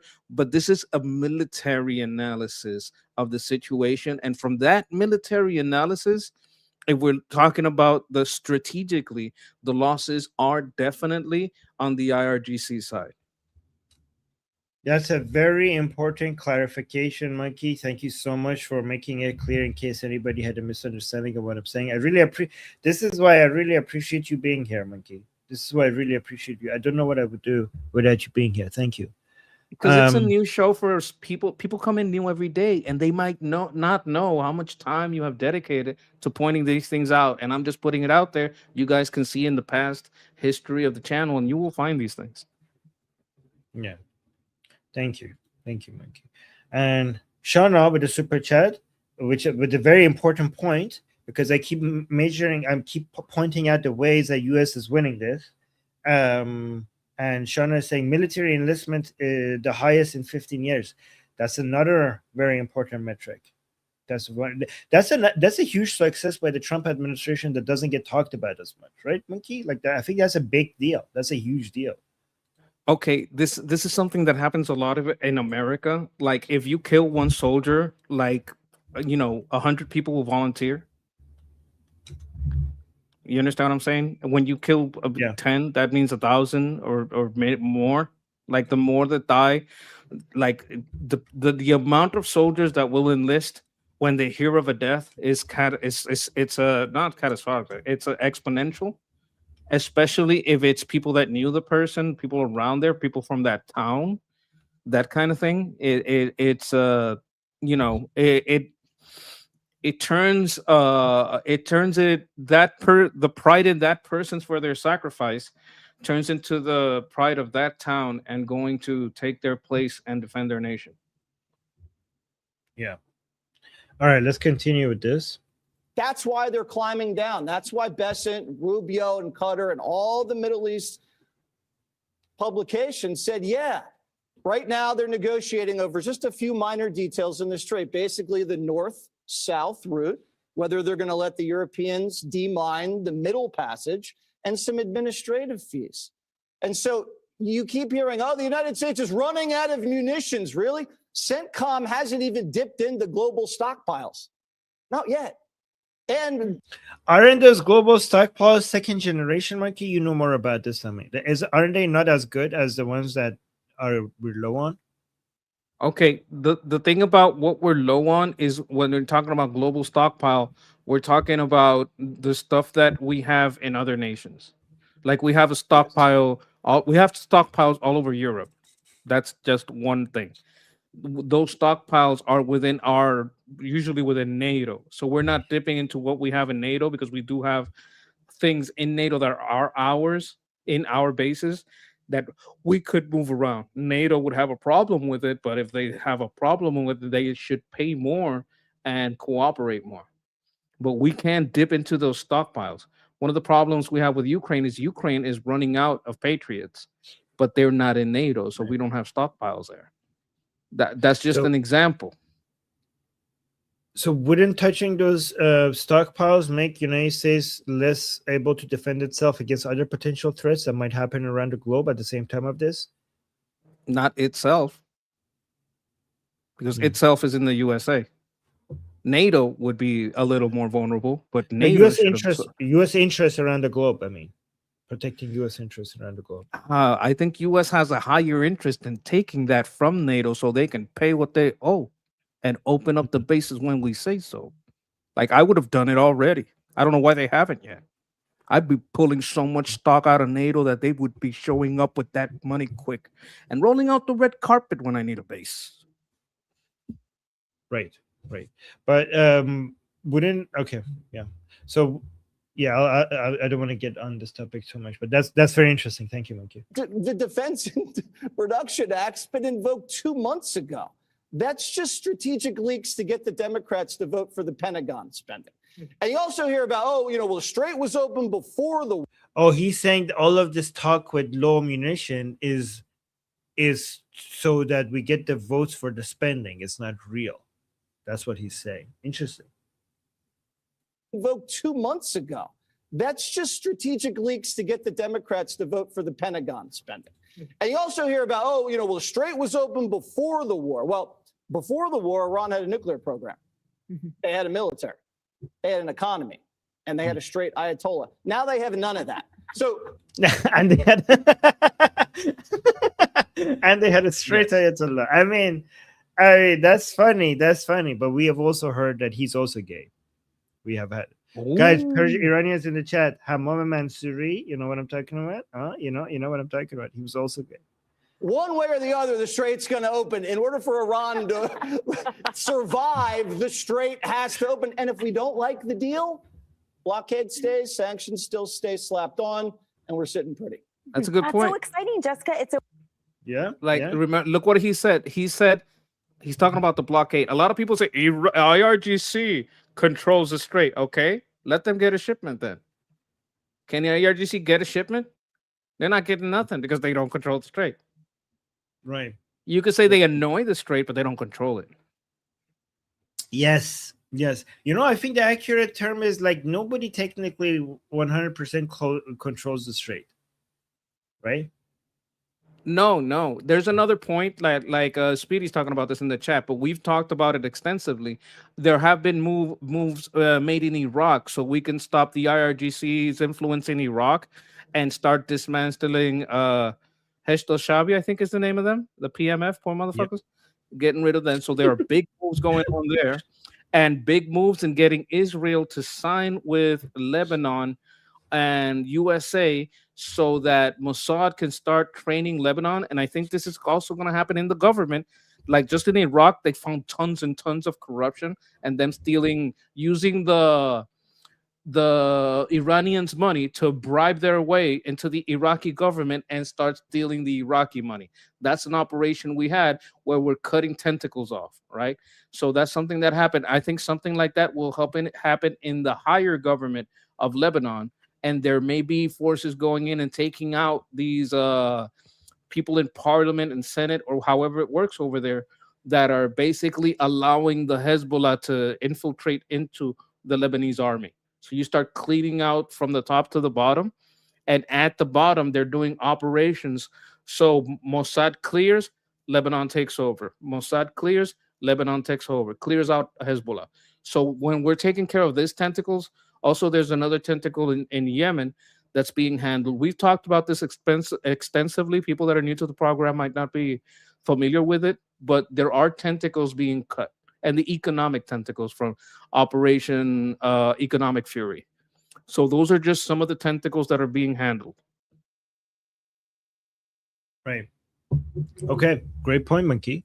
And then George with the super chat saying, I've been preaching for months that Iran's heavy armor has to be dealt with. There can be no uprising as long as tanks can be used against them. The armor is now concentrated in the southwest and can be dealt with. I kind of agree with what you're saying, but I don't know if tanks are not the best way to crush an uprising. I don't think that's the best equipment. I don't think tanks are meant to be used for riot control or to crush an uprising. I don't think that they're the best tools for that. I mean, Monkey would know more. I think pickup trucks with a machine gun at the back of them and snipers on rooftops are what the Islamic Republic finds most effective against the uprising, but not tanks. Tanks are slow. And what do you think, Monkey? I don't think it's a tank. No, the tank is incredibly effective. Like MRAPs and tanks are very effective against infantry personnel. Against other, if you're not infantry, uprising. Like infantry has ways to deal with them, like with shoulder, but unarmed people would have a lot of trouble with them. So he's right that's a problem. The reason we're not hitting them is because that's not what's hitting the straits. Like the tankers aren't being hit by tanks, so that's why we're not taking care of them. What we would do is let them think they're safe, and when we need to, we will take them out because that's something that's very detectable. A tank, for it to move, you kind of have it out, and once it's out, you can detect it pretty easy. At least the tanks that they use. So if a big operation happens and Marines are going in, I assure you that we would 100% take care of that. And I think this person knows a little bit about the military, so he might understand what I'm talking about when I say we'll handle that at the right time, though, because that's not affecting the strait, so we wouldn't target it.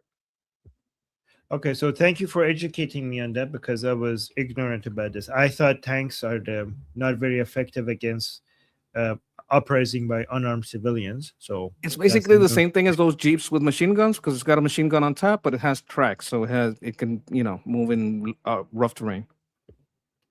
But do we need? But we're talking about like the uprising would not be in rough terrain. The uprisings would be in streets. So I'm talking about. You can still use it in the street.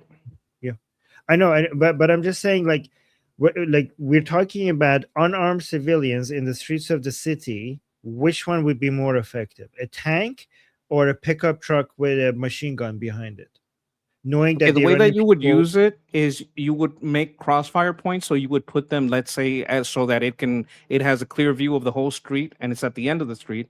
You put the other one at the at the other at the end of the other street, and you can shoot anything that goes from that intersection all the way out. So you would use them as you would put them in some points of defense. It's basically a movable bunker. Okay. Yeah, because my assumption was that given that the Iranian people are not armed, they don't need the bunker-like feature of it, because it's not like they have RPGs or guns or anything. I think a tank would be more effective against an uprising if the uprising gets armed, but if it's not armed, then it would be better if you could do, instead of a tank, just send more.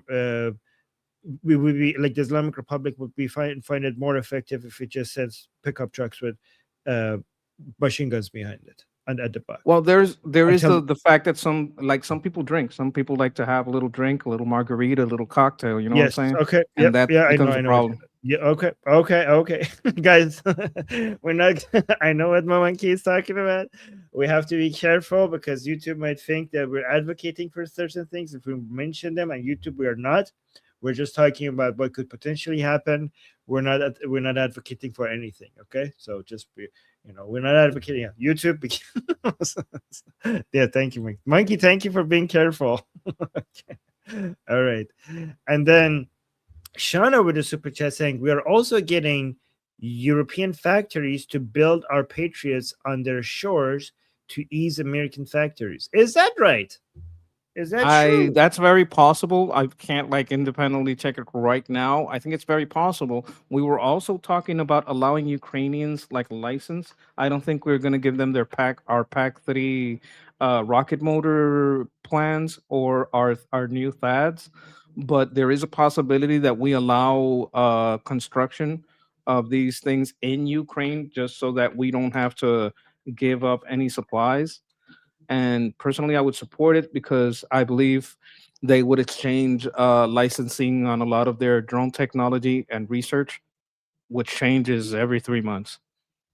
I mean, they get I just more checked. sophisticated every 3 months. Oh, I'm sorry.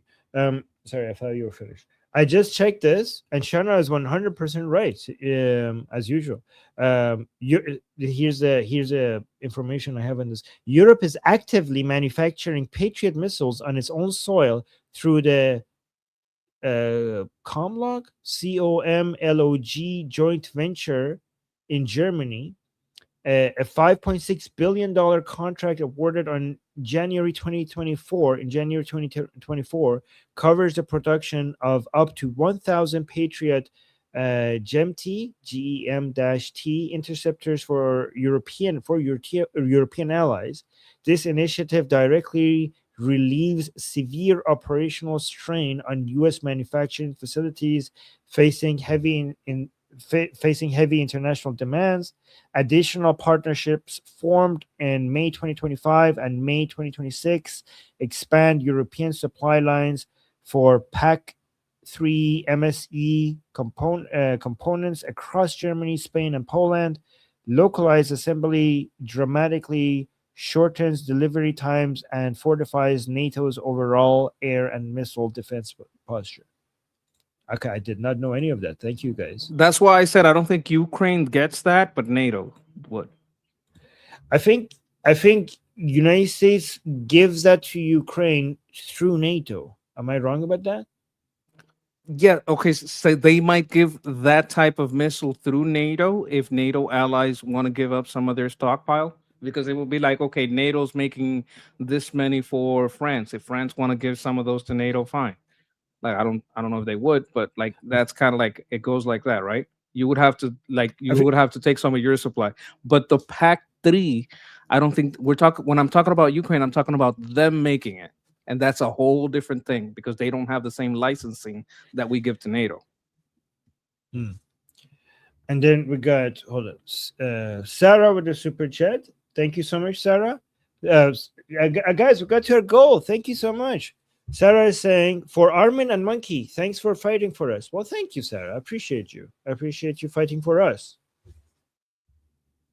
and then we got Lee John with the jewels, 10 jewels here, and then another 10 jewels, and then 250 jewels. Thank you so much, Lee. Appreciate the jewels that you got for us. And then Shana with another super chat saying Germany has actually been a good ally behind the scenes, partners in multiple things. Yeah, what do you think about that, Monkey? Regarding Not Germany. the politicians are terrible, but the military side and the part that they contribute to the NATO, because Germany has the part of them that is in NATO, those people are okay. The politicians themselves, horrible people.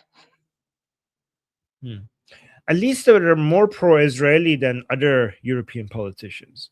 The Germany's politicians. At least we could say that. At a local, they do with their mouth, but not with their law, because they allow a lot of people to do a lot of things. And at some point, actions matter more than words. Actions speak louder than words. So if you look at their actions, I don't know if I could say that. Yes.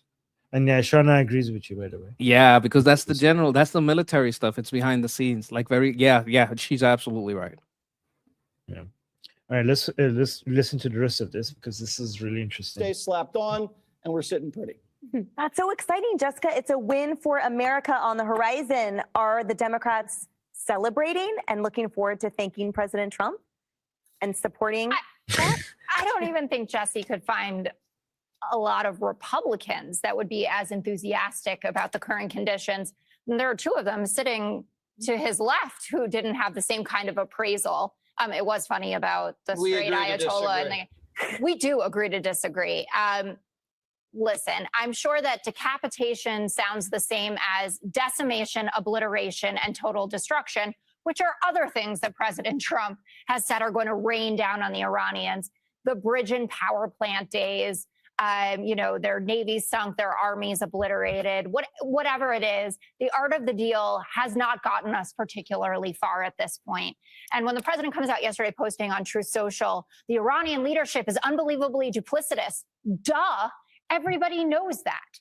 And you are the one who keeps pushing it as maybe they send you a text, a WhatsApp, a Signal chat, whatever it is, saying we'd like to come back to the table. And then they get another few days and then another few days. And if they get really lucky, then they get to sell their oil on the open market for a couple of weeks, make a ton of money. No, they didn't get any of that money. So this part is wrong. That's the first lie. Yes, that's the first lie. Monkey pointed this out before it even happened. They got to sell the oil in the open market. They didn't get the money. They were supposed to get corn, hay, and soybeans, and they didn't even get that. The money is sitting in escrow accounts, and it was never released to them. Our oil prices go down. You're thrilled about $78. I remember when you bragged in my face that it was at $70. So guess what? It's ticking back up. Still pretty good. Okay. You want to dismiss this report in Reuters about the fact that we have used. So he's right. Jesse is right. It's still pretty good. It was supposed to get. People told us it's going to get to $200 within the first week. Virtually all of our long-range precision leftist. missiles in. Like Reuters is basically an international opinion police. It's very leftist because she's signaling Reuters, and I just wanted anybody who is under the assumption that Reuters, because it gets referenced a lot, is by anywhere balanced or fair or anything but a leftist, opinion news agency. You're wrong. That's what it is. Reuters is a leftist opinion piece, and so is Associated Press. Right. You want to dismiss this report in Reuters about the fact that we have used virtually all of our long-range precision missiles in the war. I have been told before that every leak is a lie and I'm a traitor, and everyone who says those kinds of things is going to jail for treason or whatever. There are so many of these leaks that have come to fruition, dating back to the Atlantic, where I think it was from J.D. Vance or J.D. Vance's team that said that we are concerned about the amount of long-range missiles that we have and our ability to carry this out and also defend our allies and the rest of the world when China is looking at Taiwan, licking their lips. You haven't even borrowed from Okay, Asia. it's the and also. You see how she did and also? Because that's the problem. She's painting it like we don't have enough to carry out the operation. But what the thing there is, do we have to do that and also defend from an attack of Taiwan? I don't think they're going to attack Taiwan. Not right now. China's economy is garbage. Is Russia going to try to take over Europe? They can't even take care of little Russia, Ukraine.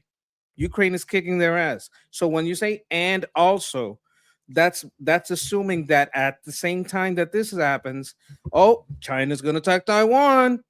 Extremely unlikely. I can't put it at 0, but I put it at 0.00000000001. You know, I'm gonna say something that is unpopular. A lot of people think that I'm defending the CCP. I'm not, but I don't think. I think the CCP's goal is to try to get over Taiwan slowly, not with an invasion, but slowly increasing its military presence around Taiwan, and then to the point where it becomes costly for political pressure. They don't want to go to war with the rest of the world. I don't think China has a plan to do. It might change. The plan might change, but I think they know their limitations. They know how difficult this is going to be. They don't want to become like Putin with Ukraine. And they saw what happened with Putin with Ukraine, and they don't want to do that. And I think their goal is to, keep increasing military pressure around Taiwan to the point where propaganda inside Taiwan, support politicians in Taiwan that wants to, for Taiwan to be part of China, and eventually, basically the Hong Kong model. And eventually get Taiwan through those means. I think they understand that their military capability is too limited for them to be able to get stuck into a war like that. And the economic consequences of that is so devastating, and I think they have no interest in doing that. But what do you think? Like, just a short I think answer. you're saying this is my opinion, and I'm saying, Armin, that's not opinion. That's observable facts. Everything you just said is observable facts. If you track every China channel out there, Taiwan Talks, China Observers, China Uncensored, The China Show. There's a Gordon Chang who talks about it. Like, everything you just said is an observable fact. Like, your opinion is just like, oh, this you're just it's reality. It's not even like your opinion is very reality based. It's like you're narrating reality.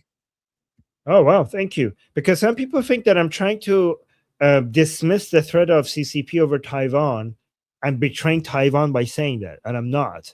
I just think that China is a paper tiger the same way that Putin is. Ignoring the political pressure and the amount of political corruption and trying to buy politicians and trying to infiltrate, ignoring that is the real treason. Thinking that China is only going to be a military problem for Taiwan, that's the real treason. That's the person who's trying to pull the wool over your eyes. Right. Okay, well, thank you for saying that. I feel a little better now. So, wait, how do you say Taiwan? Oh my God, I keep forgetting the phrase. How do you support Taiwan? Taiwan. But wait a minute. GIO. Taiwan. GIO. We have a song like that. GIO. Taiwan GIO. All right, there we go. Haven't even borrowed from Europe. Okay. Why are you acting like we're running out of weapons? That's like Kentucky running out of bourbon. Or horses, Jesse. It's never going to run out of weapons. The Kentucky Derby without racehorses. Because what we are doing is not. So wait, he's saying that was good pushback. So that was a good pushback. But is that like he's saying we're never going to run out of weapons? Is that like accurate? Like Jesse would just he's pointing out that she's talking about Europe, not America, and not about not having enough for this strike. the rest of the world. When China is looking at Taiwan, licking their lips. We haven't even borrowed from Asia. Then there's. We haven't even borrowed from Europe. Okay. Why are you acting like we're running out of weapons? That's like Kentucky Because running out that's of what's bourbon. being reported. Or horses, United States Jesse. is never going to run out Like of the weapons. Kentucky Derby without racehorses. Because what we are doing is not working. And if the reports are true that Iran and Oman are negotiating over the Strait themselves, and that we are being sidelined in that negotiation. Why do you think it's not working? They have no nuke program. They have no nuclear You are scientists. the only person They're all that dead, looks at Jessica. this and says that everything is fine. Even President. Everything is under the ground. They Okay. can't even get the uranium. They have no Navy, Air Force. They barely have any defense industrial base. Okay. They can't make Then more weapons, and their the economy biggest- is in a Great Depression. Yeah. Their currency is in free fall. They have no allies, and we've barely had any They have casualties. China and oil's and at Russia. 78. Oh. They have How do you China think we're losing this war, Jessica? Because The I'm looking at Democrats the don't even evidence on talk the about ground this. and the report. The evidence on the ground is that these people are living in caves, and the leader is disfigured, and no one even knows if he's alive. Well, he's alive and at the gay clubs, no? Yeah, not for long. We He's alive enough to get what? No, she's like, well, he's alive and at the gay clubs, right?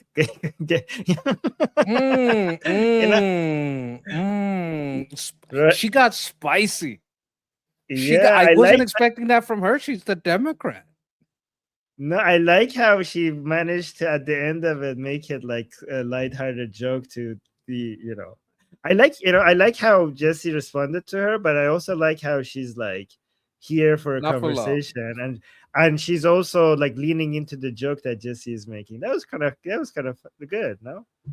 Well, she's a I like that. Democrat. Like, let's say if you're a Democrat at Fox, you got to be a little bit more honest about it. And if you're like an honest Democrat, you don't want the Durkas killing people because they're gay. You're gonna point out like, hey, if you're gay, stop killing people for being gay, you hypocrite.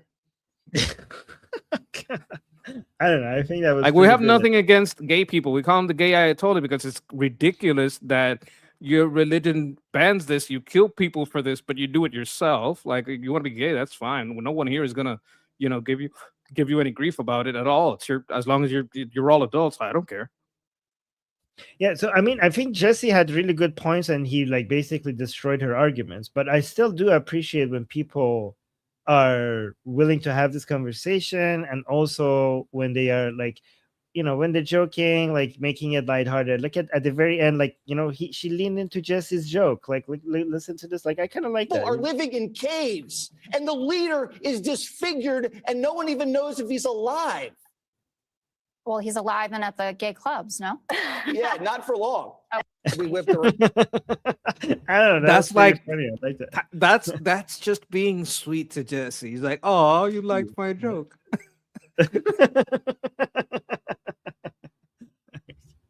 Okay, I kind of like that. But yeah, Jesse had some really good points, right? Guys, also when me and Monkey were saying we're criticizing certain things that is happening during this, military operations, I think Monkey and I completely like the people who think like United States is losing and the Islamic Republic is winning over United States. That is a completely different level of criticism that is delusional, right? So for it's kind of like a kid who was at a test and they got like 98%, and you're looking at them and you think they're smart enough to be able to get 100%, and you're like, why did you get 98% at your test? Like, how did you manage to get this wrong? Like, you should know this, right? And then somebody coming out and saying like, oh, you failed the test. Like, what do you mean failed the test? They got 98%. That's like better than anyone else that did the test. Or like, so no, like the people who are saying like, oh, the Islamic Republic is winning, the United States is losing, their criticism is just delusional, right? And the criticism that Mike and I are making is at a different level. But go on. The ridiculous one that I hear a lot is Iran controls the Strait. Oh, really? How many of their ships docked? When did any of their ships resupply them? When did that happen? Because I don't like ever since the blockade is on, I haven't seen them control anything. The only time their ships went through was when we allowed it. So they don't control the Strait. You can say they annoy the Strait, but not that they control it. Right. No, that's a good point. That's good for him. This is a short clip. Let me play it. We're looking at Mao. We're looking at Che Guevara. This is literally a communist takeover of the Democrat Party. Saying those words, that sounds extreme, but that is how they describe themselves, that they want to tear up the Constitution. They want to abolish the United States Senate. I'm not sure why he's running for Senate, given that he wants to abolish it. Wait, who is this person that just won in Michigan? It's El Sayed. El Sayed, is that his name? Is this for Senate? Is this just he just win the primary among the Democrats? Okay, so he hasn't won. He's not a senator yet. He needs to go against the Republican candidate. Is that correct? He will be the one during the midterms that has to be fought against from the right. Oh yeah, okay, that makes sense. Who the hell is he, and why is he winning? Like, because you know about him? I'll explain real quick. These people, the DSA people, they go in very low turnout places, and they ramp up their, basically Dirk Islamo-Commie people. Like Lauren Chen was very upset that he called him a communist and not an Islamist. I'm like, Lauren, I love you, but there's also Islamo-communist, and it can be. It's not just a shit sandwich. It could also be a piss and shit sandwich. Like you can't combine these evil things together. So this guy is an Islamo-communist. He's not just a communist. Like, she's right about that. And this Islamo-communist is very popular because he's basically running for election in a place where there are voting blocks. We're talking about Michigan. In Michigan, there's a lot of voting blocks. They made a law. This is the law in Michigan. Check this out. If you have a voter ID, you can bring 5 people and say, hey, I vouch for them. Yeah, they're citizens. Sure, let them vote. And you get one person can get 6 votes. Their vote and 5 other people, or their vote and 4 other people, 5 votes. And that's what they were doing. So you could just get there. No, I vouch for that guy. I know him. No, yeah, he can vote. Yeah. No, what's his name? Bob. Yeah, but Bob looks like he's literally from Somalia. No, don't worry about it. That's Bob from Elm Street. Don't worry about it. He's been here. Yeah. He's been here for years. That was the problem with Michigan. The voting problem, and that they go to low turnout, so they don't have a lot of competition. I honestly think these people, most of them, are more communist than Islamic, and I think that makes it worse. And I think a lot of people keep pointing out the Islam side because they think that's more scary. But as somebody who's been fighting Islam for most of my life, I'm motivated to say Islam is the scariest thing. I think their danger actually comes mostly from the fact that they're commie. I'm not dismissing how important it is, how dangerous and toxic Islam is, but when it comes to the level of destruction that these people are going to do, their socialist policies is worse than even them being Muslim. And I think their attitude and the things that they focus on is more commie than Islamic. Look, like, you're gonna have people that their only thing they care about is, are they Islamic? You're gonna have people that all they care about is, are they communist? So you combine them, say he's an Islamo-communist, and you get both of those votes.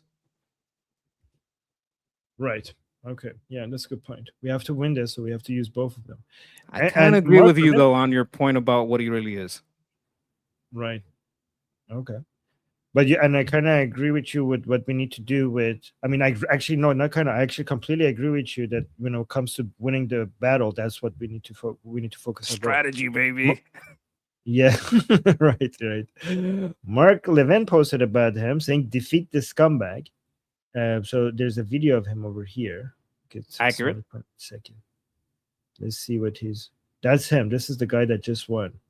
What is this? What are his chances in midterm against the Republican nominee? He's too extreme. Like, this is one of the people that's going to divide. Like, they'd have to cheat a lot. So we have to pass the SAVE Act so they can't cheat. So one person can't vet 5 people or 4 people. If we get that passed, he won't win. If they can cheat as much as they want under that law, I mean, he will win. Let's see what he says over here. Beyond that, I look forward to pushing forward legislation that would preempt localities from participating with ICE and using their local resources to do the same. Oh my God. Beyond that, we've also got to make sure that in this state, we are not discriminating by documentation status. Right now, if you're undocumented, you don't get access to a driver's license. So you're stuck. You don't get access to a lot of the basic things the state offers everybody else. And I think that's ridiculous. And so we've got to stop discriminating that way. Guys, undocumented means illegal. They're just using a different word for it.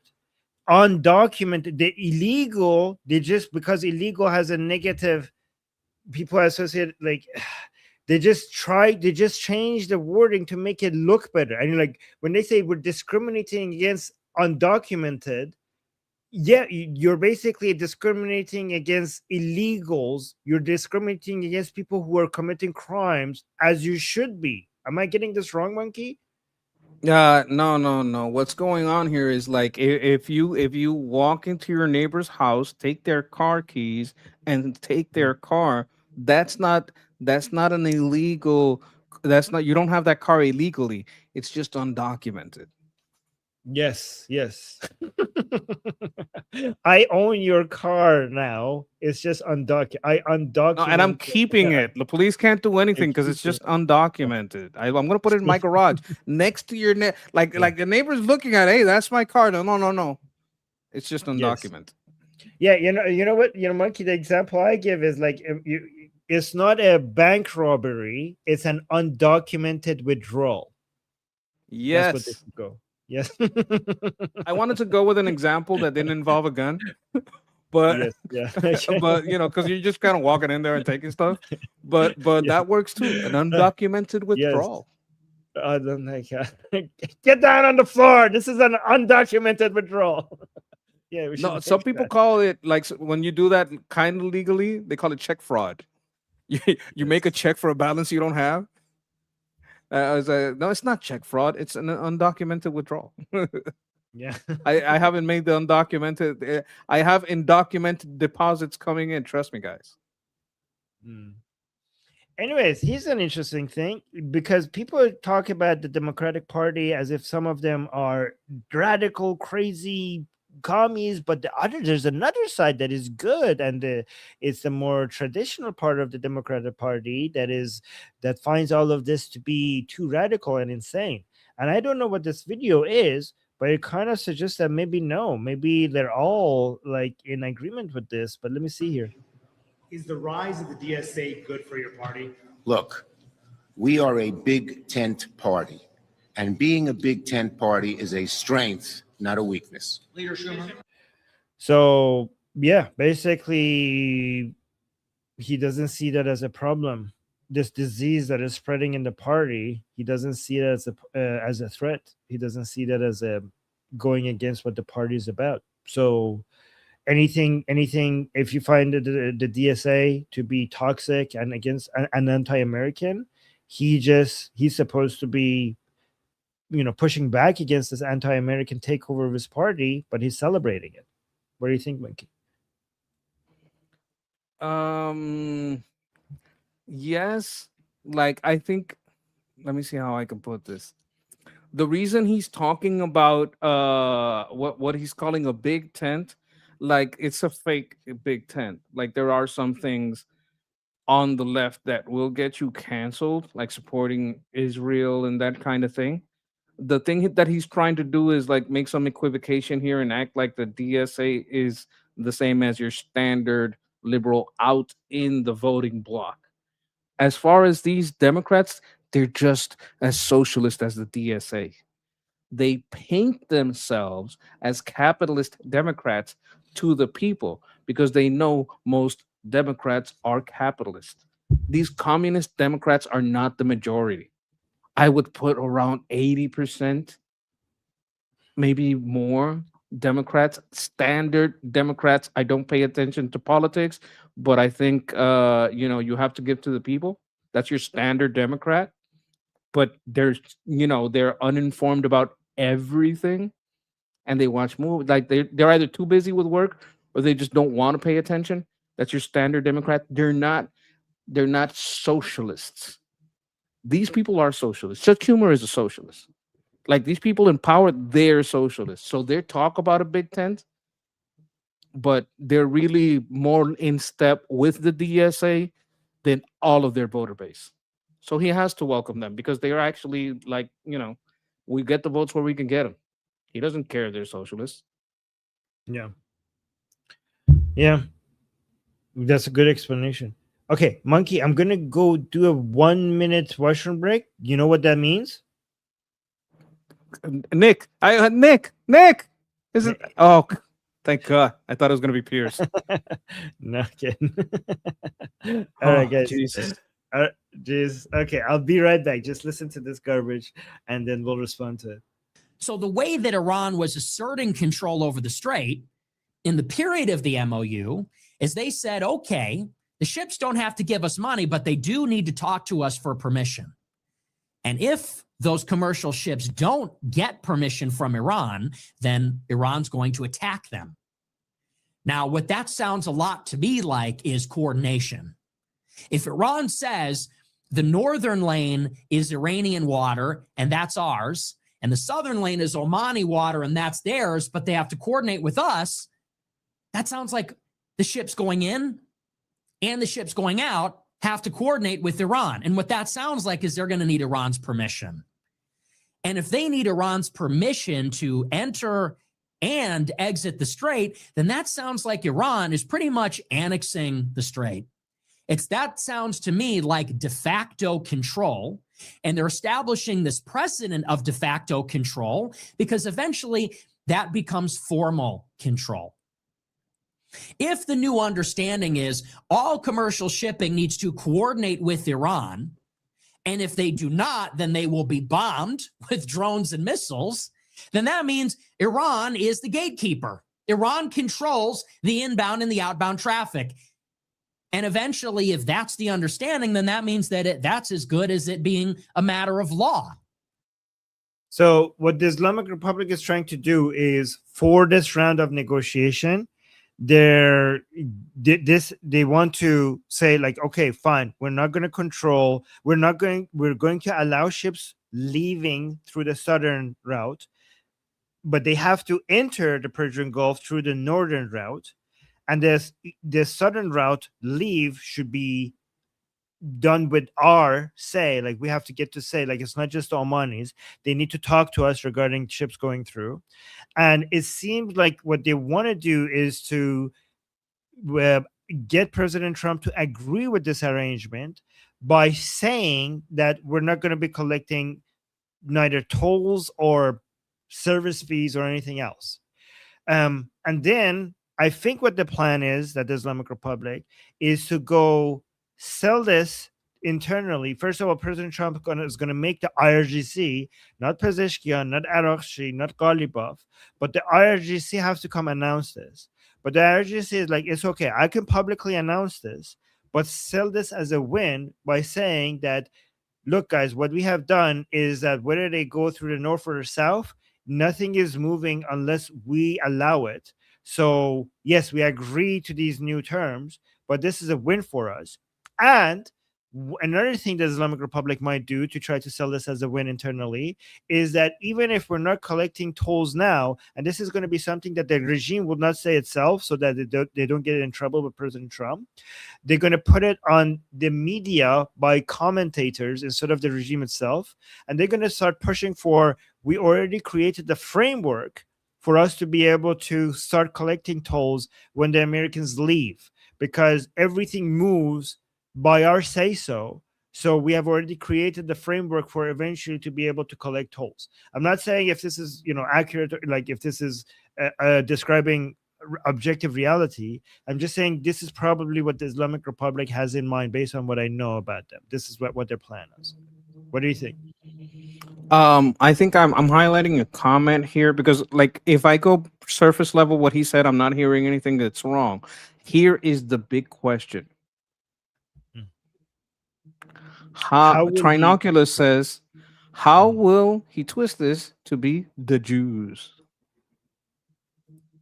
Well, here, how is he going to do that? He's going to say what he said before. He said this is the Jews' fault because because look, the Strait of Hormuz is now closed. It was open before before the war started. This is what he's going to say. And who dragged us into this war?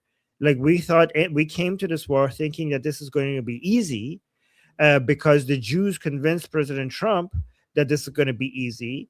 And not only we didn't get regime change, we instead got the closure of the Strait of Hormuz, and the Islamic Republic is now more powerful than ever before because they have discovered that they could control the Strait of Hormuz, and even without having a nuclear bomb, they could put pressure on the international community and get what they want from them, because now they could do this with the Strait of Hormuz. So the Jews dragged us into this war that has now put the Islamic Republic in a better position to be able to pressure us by threatening global economy using the Strait of Hormuz, by lying to President Trump, saying that this would be an easy win. That's what he's going to say. This is the reason why it's the Jews' fault. That's his spin. I think you're going to be right about this, but I thought it was a good question to know, I've come to know Nick better through you. Okay. Because I didn't know him that well. I want to see what your prediction would be. I think you're going to be probably right about this, but let's let it roll. Yes. And I don't know if he's going to say it here or not, because this is something he has been saying all the time. But guys, one reason why it's important to watch Nick Fuentes is because over the years, I've noticed what everybody else says, like what the Muslims say against America and Israel, what the communists and socialists say against United States and Israel, what these woke right people say against Israel and United States. Nick Fuentes kind of captures their arguments. So by watching, like they say, basically he's like either repeating what they're saying or they repeat what he's saying. So by watching Nick Fuentes, we're getting a good summary of the so-called strongest points, the high IQ, I'm just using his vocabulary, high IQ anti-Semitism rather than low IQ anti-Semitism. Again, his words, not mine. We're just getting the best of what all of these three, the woke right, the woke left, and the Muslims, we're getting the best version of their arguments. So this is why watching him gives us, we don't have to waste time chasing all of them down, because Nick Fuentes is basically giving us a summary of what their so-called best arguments are. All right, let's continue. It goes from informal to formal control, unofficial to official control. And when the life of any of these deals expires, the 30-day deal, the 60-day deal, whatever, when the life of the deal expires, Iran still controls the Strait. They've established the precedent, and then they're within their rights to charge the fee. Oh, guys, look at this. I didn't know he's going to say that. I'm watching this the first time with you guys. So that's what I said is a position of the Islamic Republic, right? And I also just told you, if you want to know what the position of the Muslims and the Islamic Republic is, just listen to Nick Fuentes. And he just said exactly what I just explained to you guys just half a second ago. That's pretty cool. I knew he was going to say that. You know why? How I knew? Yeah. Why? Because you said he was going to say that. You didn't say he was going to say it now, but I'm like, okay, what's your guess? Okay, he's probably going to say that then. Wow, that's pretty okay. Thank you. I was setting you up to be correct about a prediction. All right. Thanks, Frankie. Charge the fee. That's what we're looking at here. And there was a rumor today in the New York Times, although I believe it was rescinded, not sure. All this stuff is happening live and it's all in flux. There was some reporting that said that Washington and Iran are negotiating on what the fee is going to be to transit the Strait. I don't think so. That the Iranians wanted to be. So wait, Washington has constantly said that there's never going to be any fee. Like, is this his lie here? President Trump has communicated that they're never going to accept a fee. But like the argument against. Yeah. I'm sorry. No, I'm sorry. The argument against that would be that they have always said they want a fee, and anywhere there's a framework where they have control, they're going to try to impose the fee that they wanted to put in, which is why you shouldn't let them any control. Yeah. So Washington has been very, very clear that they're not going to allow the Islamic Republic collect fees. The Islamic Republic has also been clear that they're going to eventually collect fees, or service charges, as they would like to call it. And so, if you ask the Islamic Republic, well, the United States is not going to let you. Their response is like they're going to eventually get exhausted. Like they're not going to keep doing this forever. They eventually have to leave, and we will then, once they leave, we're going to collect our service charges, and there's nothing they could do about it. And if they come back, let them come back, because we're going to deplete their resources even more. So what's missing in all of this, so why are they, how do you push back against the Islamic Republic narrative, is the blockade. Because the Islamic Republic keeps talking as if like United States will get tired of this. They're not going to be able to keep doing this forever. But what's missing in this conversation is like, well, aren't you going to get tired? The blockade is devastating you more than United States ability, more than the resources that the United States has to use to maintain the blockade. Because maintaining the blockade is not that expensive compared to kinetic military operations that they do. Okay, so here's the problem with that. Even without money, even if you're saying, hey, you're not going to get paid, we're just going to have a deal for the next 2 to 4 months, right? And that's, by all intents and purposes, what I'm watching on OSINT. That's the kind of deal that they're talking about, right? And if you let them control the Strait, even without getting paid for, I think, let me see if I have the number here. Yeah, it's Iran's deputy foreign minister, a transit route negotiated with Oman could remain viable for 2 to 4 months, right? That's what they're talking about. If we allow them, because of a deal, to resupply their dual use chemicals for 4 months, that's devastating. Like, we can't allow that. And they're not going to sign a deal where the blockade is in place. So if they accept the deal and we're going to leave them alone for 4 months, they would resupply their weapons to a level that is completely unacceptable. That's my problem with the deal, because the deal, they're not going to accept the deal where the blockade remains. That's actually very good, Monkey. You have a good way of looking at things in angles that I did not consider before. So thank you for always adding your perspective on this. Thank you. Yeah. They will get so much solid rocket fuel. Yeah, you're right. Want it to be something like 5 or 6%. The United States wants it to be something like 3%. And that basically Washington is learning to live with letting Iran control the Strait. And so we will see. There's not much more that can be said about it other than these are the contours of the negotiation. The United States is on the sidelines. We have been pushed out of the negotiation. They're not even talking to us. Okay, so here's a line. First of all, they're directly in touch with you, the Islamic Republic, with on WhatsApp. We know on WhatsApp, and with Witkoff, Jared Kushner, and JD Vance. This idea of we not talking to the United States, always through a mediator, this is not new. This was always the case. Even before any of this started. This was also the case when Ali Khamenei was alive. Ali Khamenei had forbade any politician of the Islamic Republic to directly talk to the Americans. So he's making it seem as if this is a new thing. They're not even talking to us as if this is something new that just recently happened. That has been a rule. That has been a pretend rule all the time. Iran is not talking to us directly. They might not even be talking to us indirectly. They are. Iran says, oh, they absolutely are. That's so naive. That's so naive to think that. They absolutely are. They're back channels. They definitely are. This is between us and Oman and the mediators.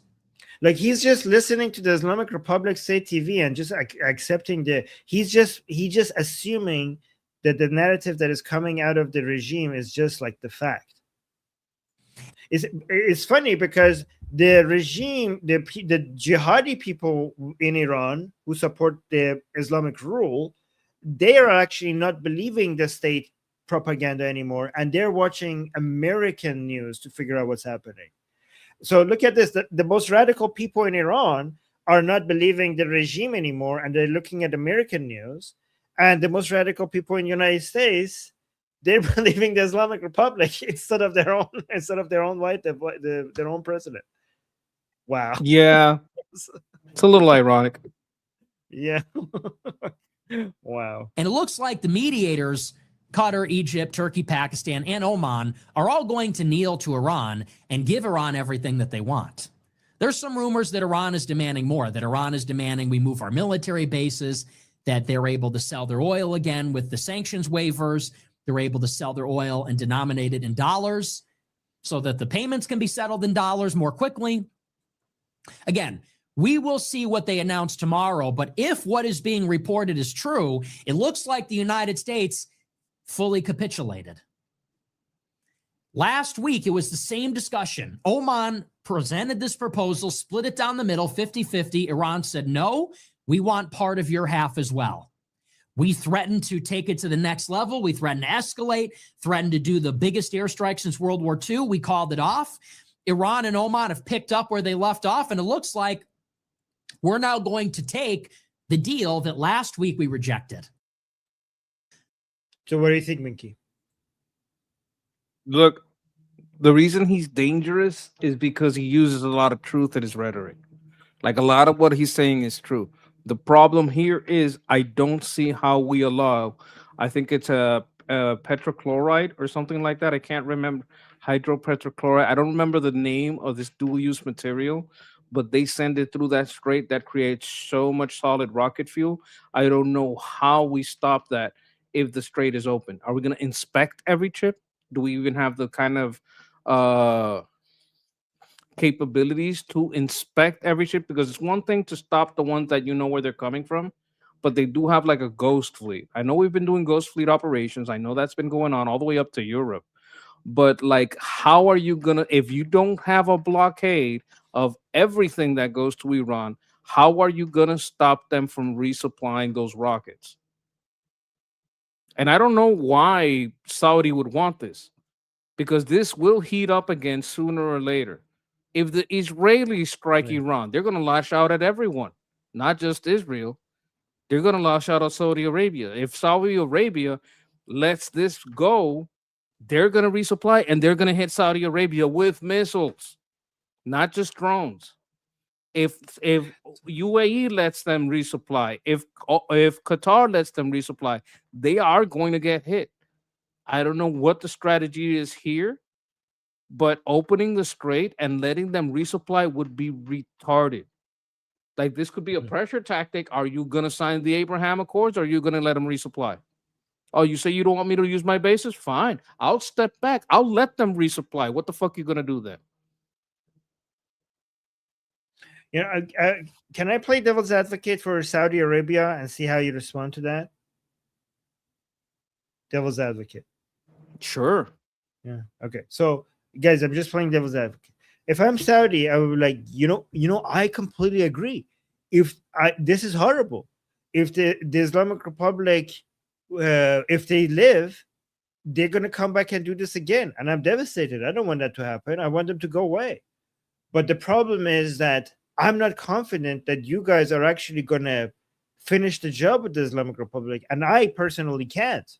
So at least I could, because if I knew that you guys are capable of finishing the job with the Islamic Republic, I would be willing to pay a price in the meantime, and even maybe takes missiles and damage to my oil and energy infrastructure, knowing that it's worth it, because at the other side of this, there is no Islamic Republic. That would be I would be more than willing to pay the price if I knew that you guys are going to finish the job. But so far, what I've seen is that you guys are wishy-washy. Like, I'm not sure if you guys are just like talking nuclear.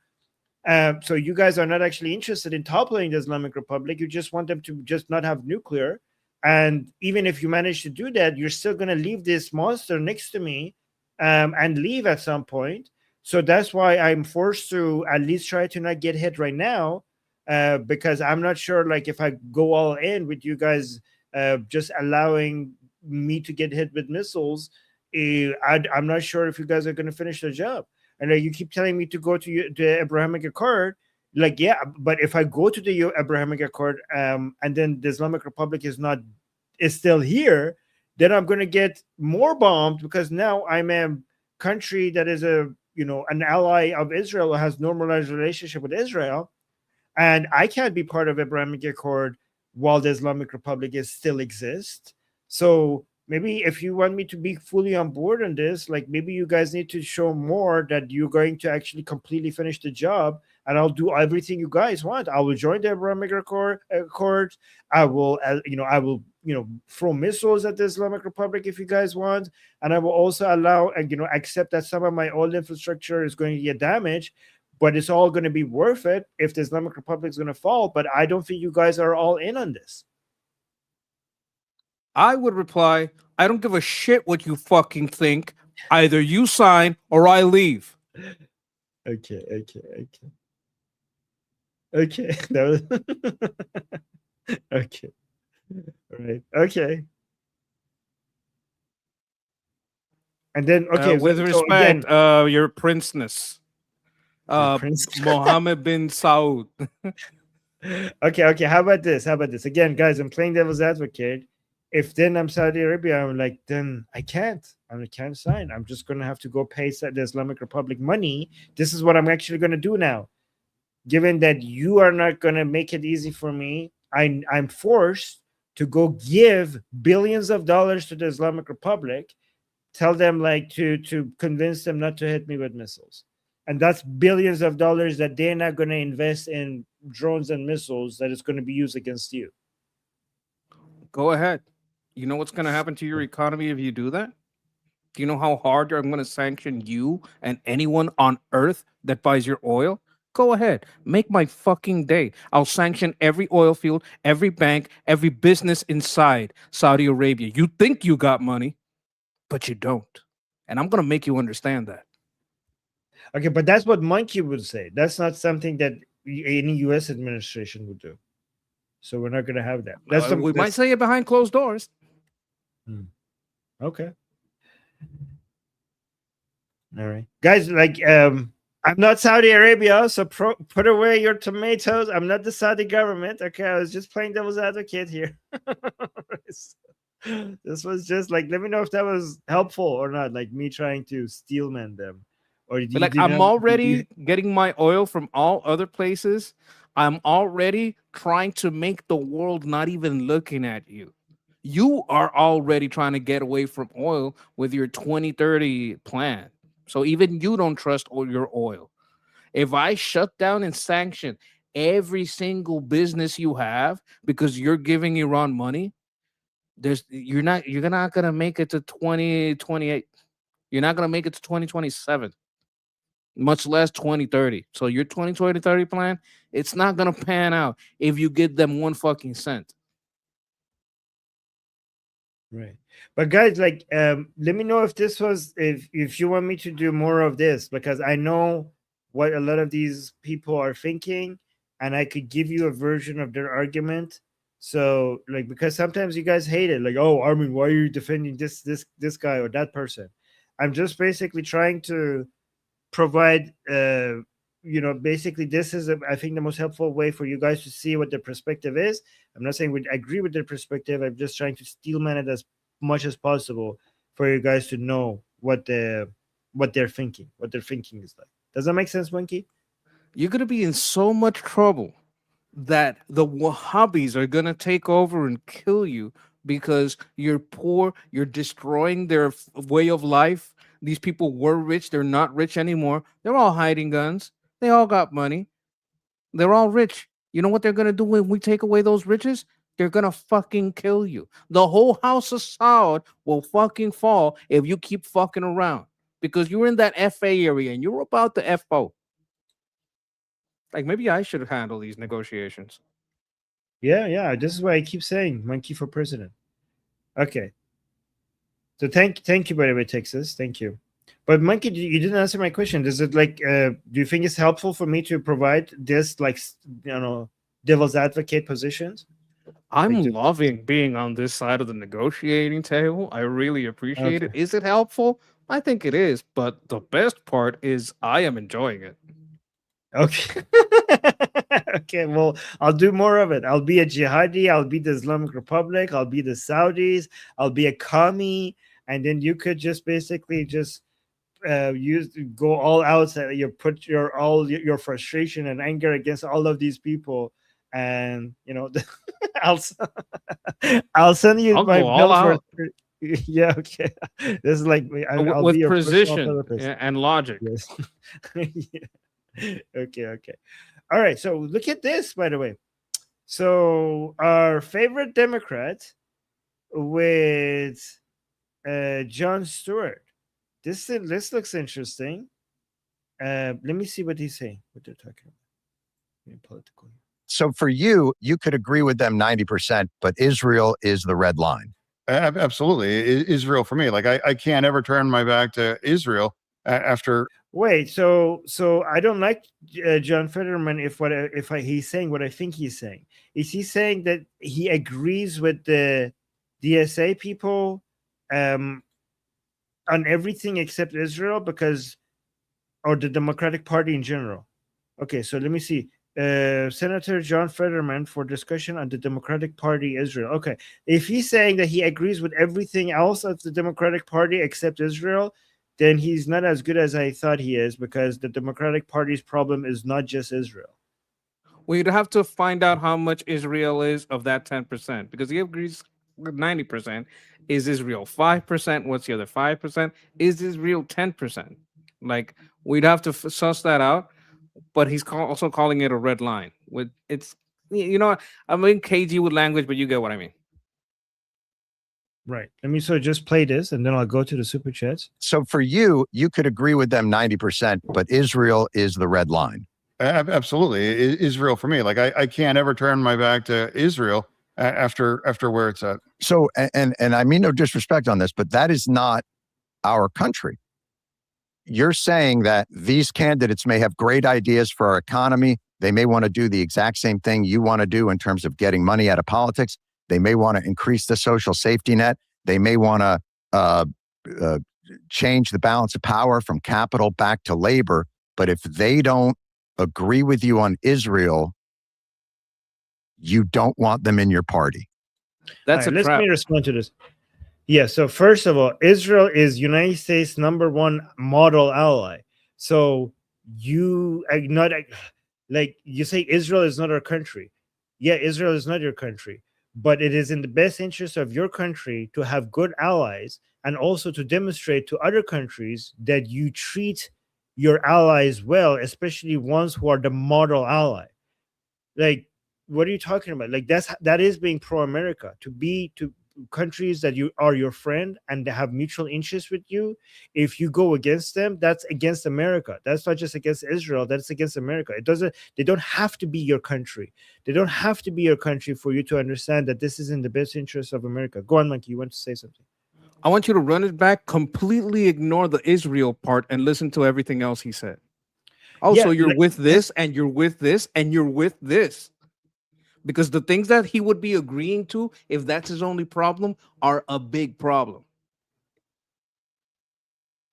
Yes, exactly. Because refocusing from capital to labor, like, what are you talking about? Like, how about focusing on whatever is the best for prosperity? Like, what is this principle that are you 100% a communist, Jon Stewart? Like, I didn't know that he's this much into communism. That's not even a metric that people use. I don't think right that's now. what's going on. I think it's a trap. He's trying to get Fetterman to say, yes, I do believe in moving from capital to, because he's asking a question. He's not saying this is what I believe. But if Fetterman falls for the trap and says, yes, I do believe in moving from capital to labor, yes, then when you look at the campaign, it's just like you're basically voting for the DSA. The only difference is Israel. It's kind of a trap. Like, if I don't, let's say I'm Jon Stewart and I just want the clicks. If I get him to agree to this, I'm going to get a lot of clicks, because Fetterman is basically saying, yeah, I'm DSA. So let's see if he falls in for that trap. That's a good point. But it's just it's so stupid that these people have still not evolved in their understanding of economy. Like, we have progressed so much when it comes to understanding how the economy works and like, they're still stuck with Marx, moving things from capital to labor. What are you talking about? That's not even a metric that you should be caring about. Anyways, let's see if John Fetterman falls for that trap. So for you, you could agree with them 90%, but Israel is the red line. Absolutely. Israel for me. Like I can't ever turn my back to Israel after where it's at. So, and I mean no disrespect on this, but that is not our country.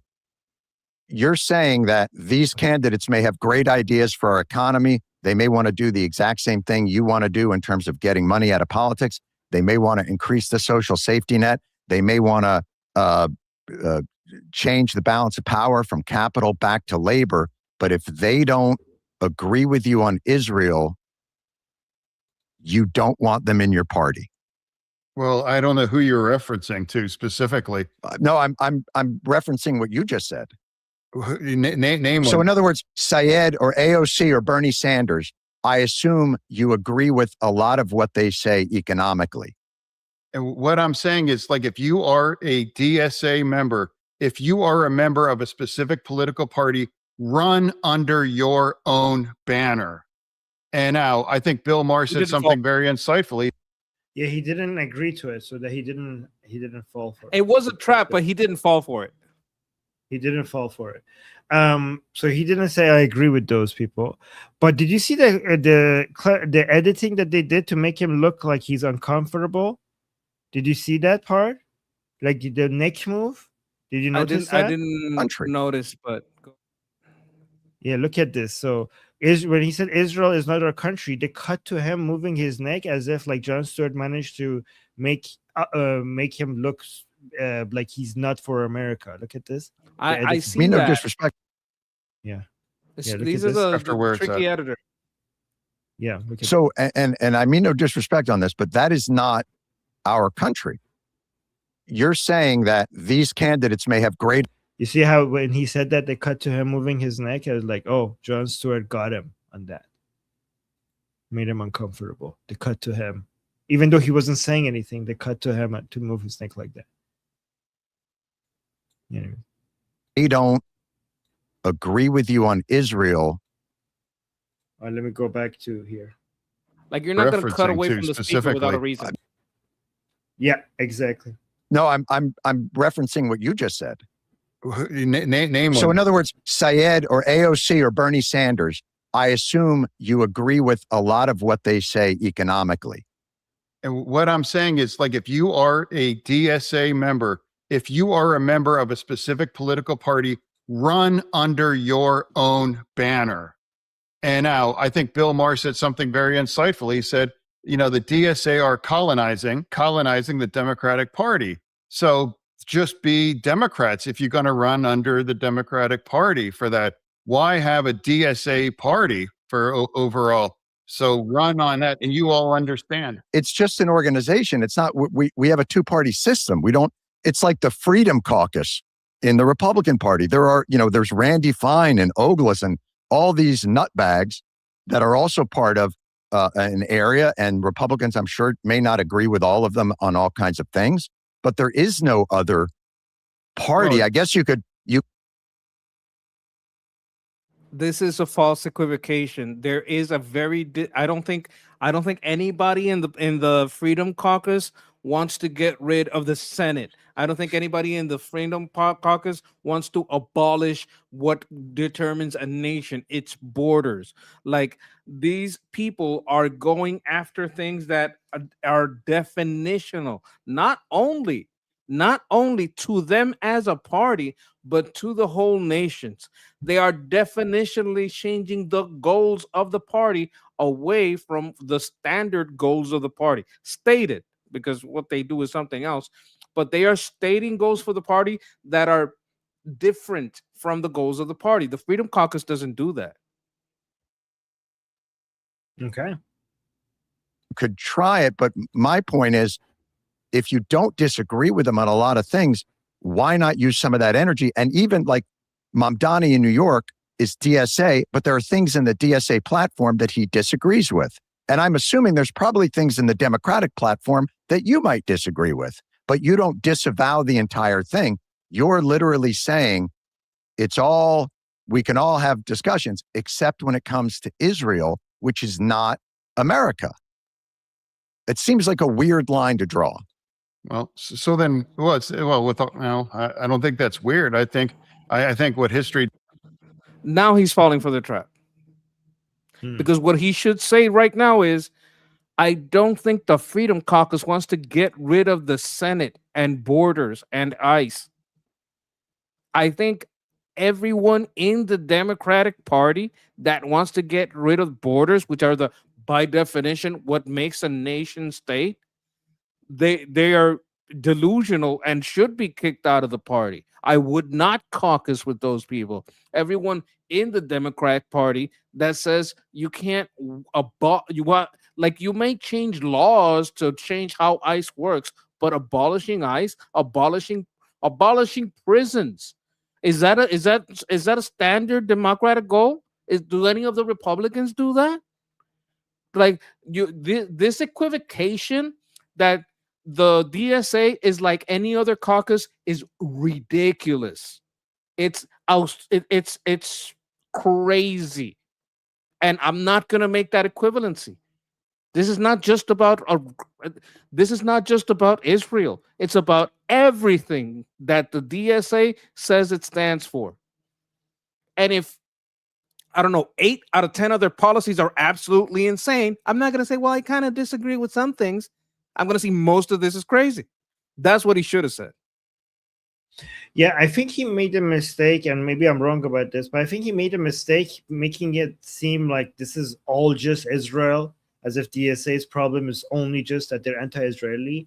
And this is worked well for Jon Stewart because they liked making it seem like these people are serving Israel and the United States.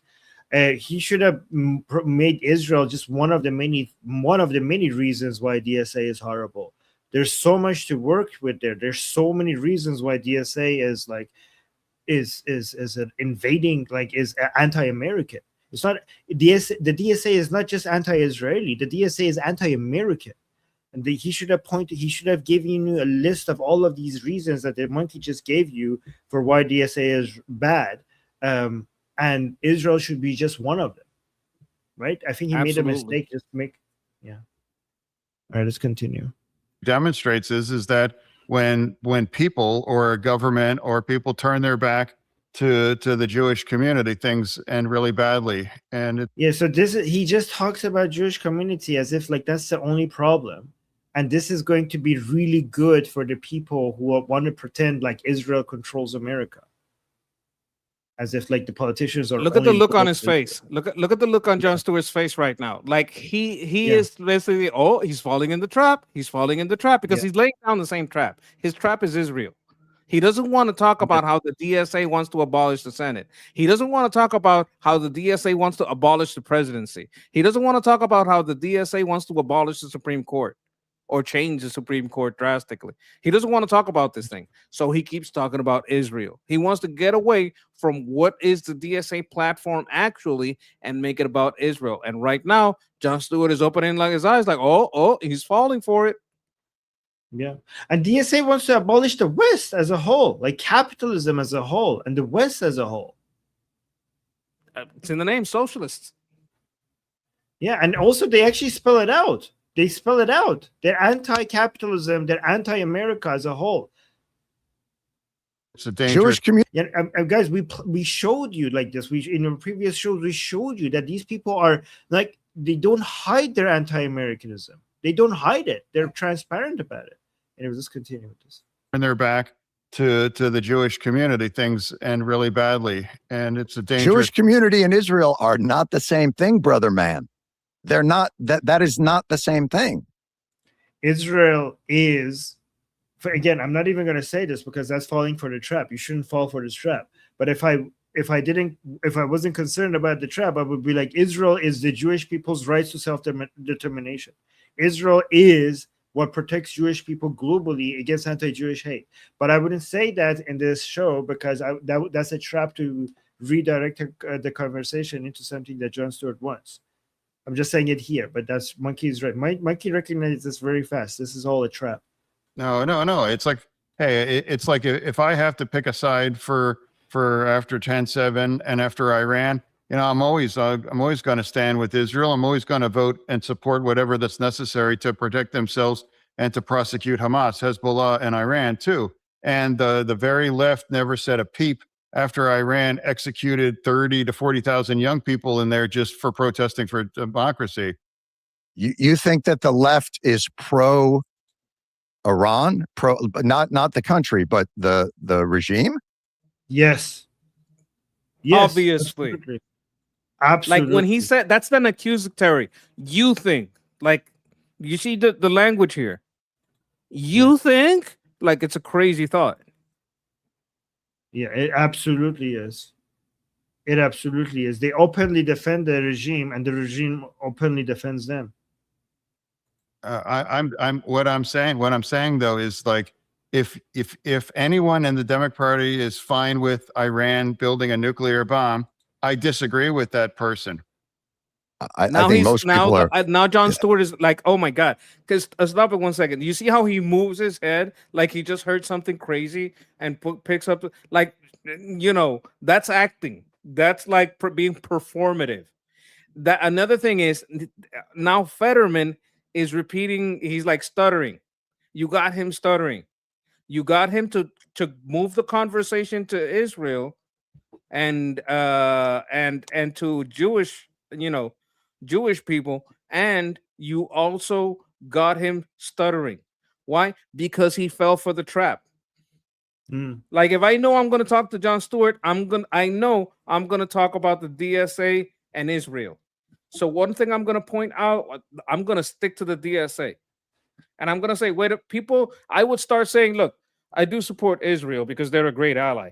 But I'm going to tell you what these people are, and then you're talking about Israel. Why do you keep going back to the same point? Do you really want to get rid of the Senate, Jon Stewart? Yes. I put it flip it back on. Monkey, that's what you're so right. He should be like, I'm showing you how the DSA is anti-American. Why do you keep going back to Israel? Israel. It's like, that's why you. Do you know that's another country? Yeah. Yes, yeah, Israel is another country. DSA is anti-American. That's great. Flip it on his head. Wow, you should be interviewed, Monkey. That's great. Yes. Again, I think you're caricaturing the issue, but I want to. Is there anything you would criticize Israel about? He said about? while caricaturing the issue. Yes, exactly. Oh, and he says we didn't even see the rest. Okay. Anyways, exactly. Oh. By the way, Jewish Samantha in the chat, guys. Jewish Samantha used to be in a communist cult. She survived the communist cult, right?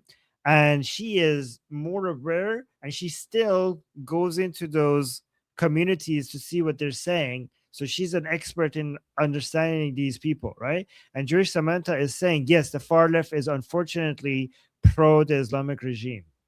So Jewish Samantha is our spy, by the way, in communist circles. So we have our spy there. He has a bit of understanding on what they think and how they move. Yeah, exactly. Okay, so we got 2 super chats. Steve. Okay, this is hard to read. I have no idea what this is. Okay.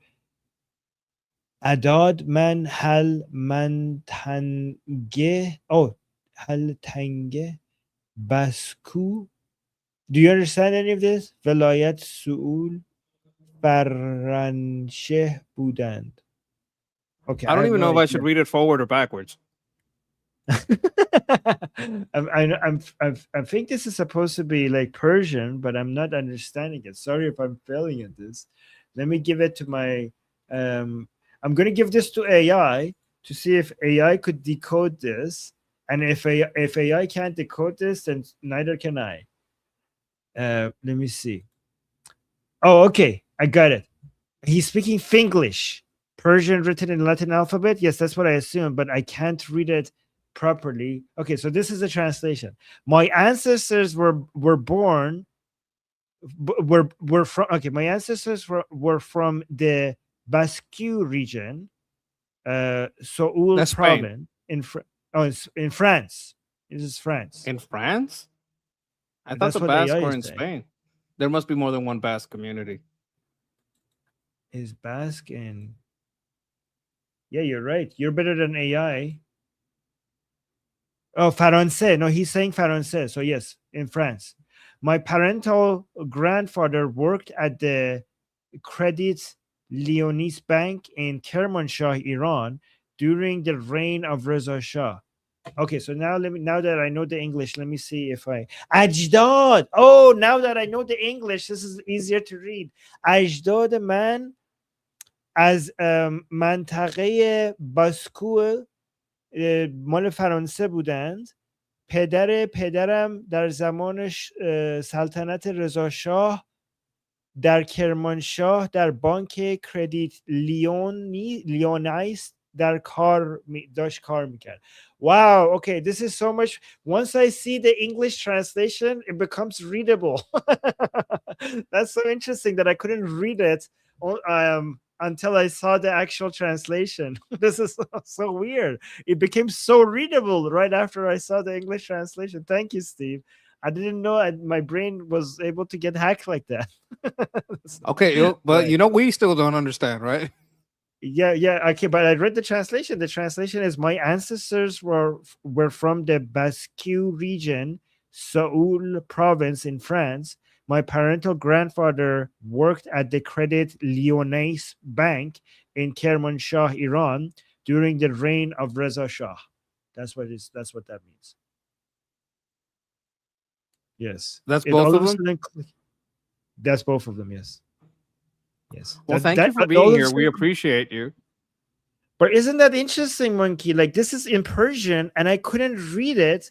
And then when I saw the English translation, then the Persian became readable to me. I don't know how that works, but that is so fascinating that only after seeing the English translation, then I could just read through it without any problem.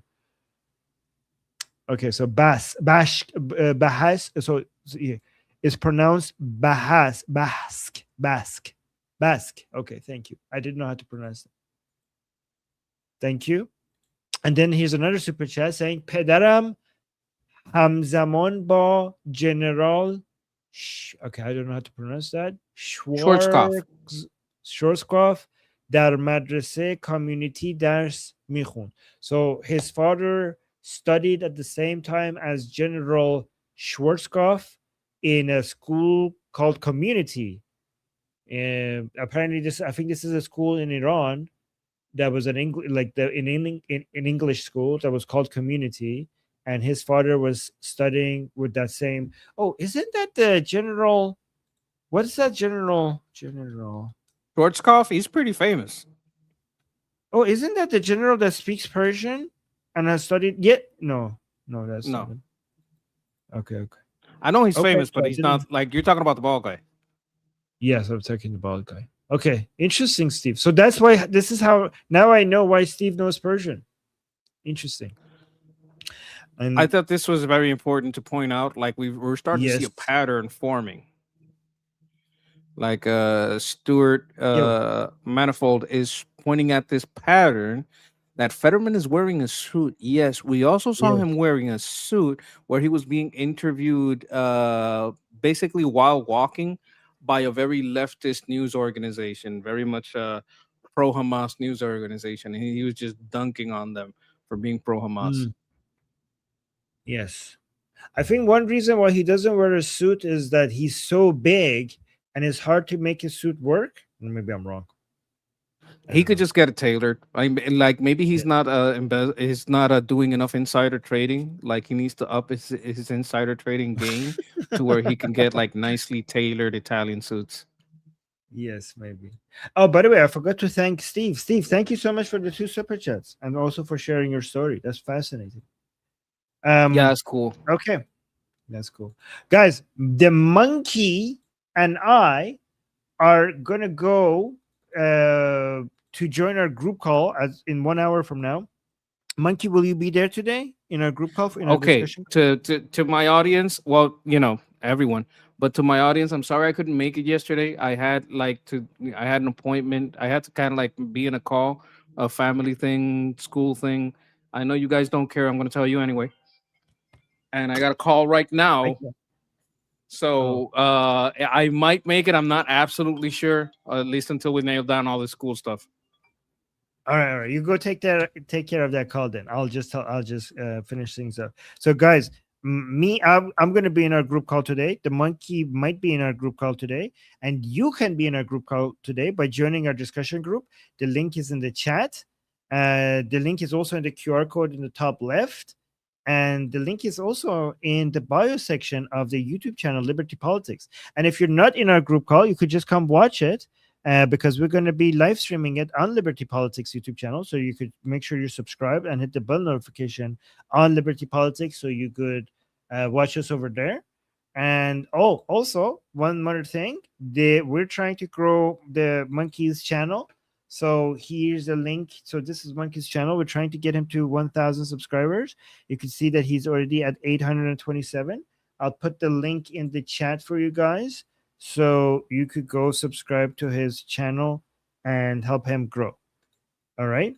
We're trying to get his channel monetized, and so that because he has a lot of good takes, and hopefully he could focus on this a lot more and we're trying to help get more channels monetized, right? So we got Ali's channel monetized, we're gonna get Guy's channel monetized, and we're trying to get Monkey's channel monetized.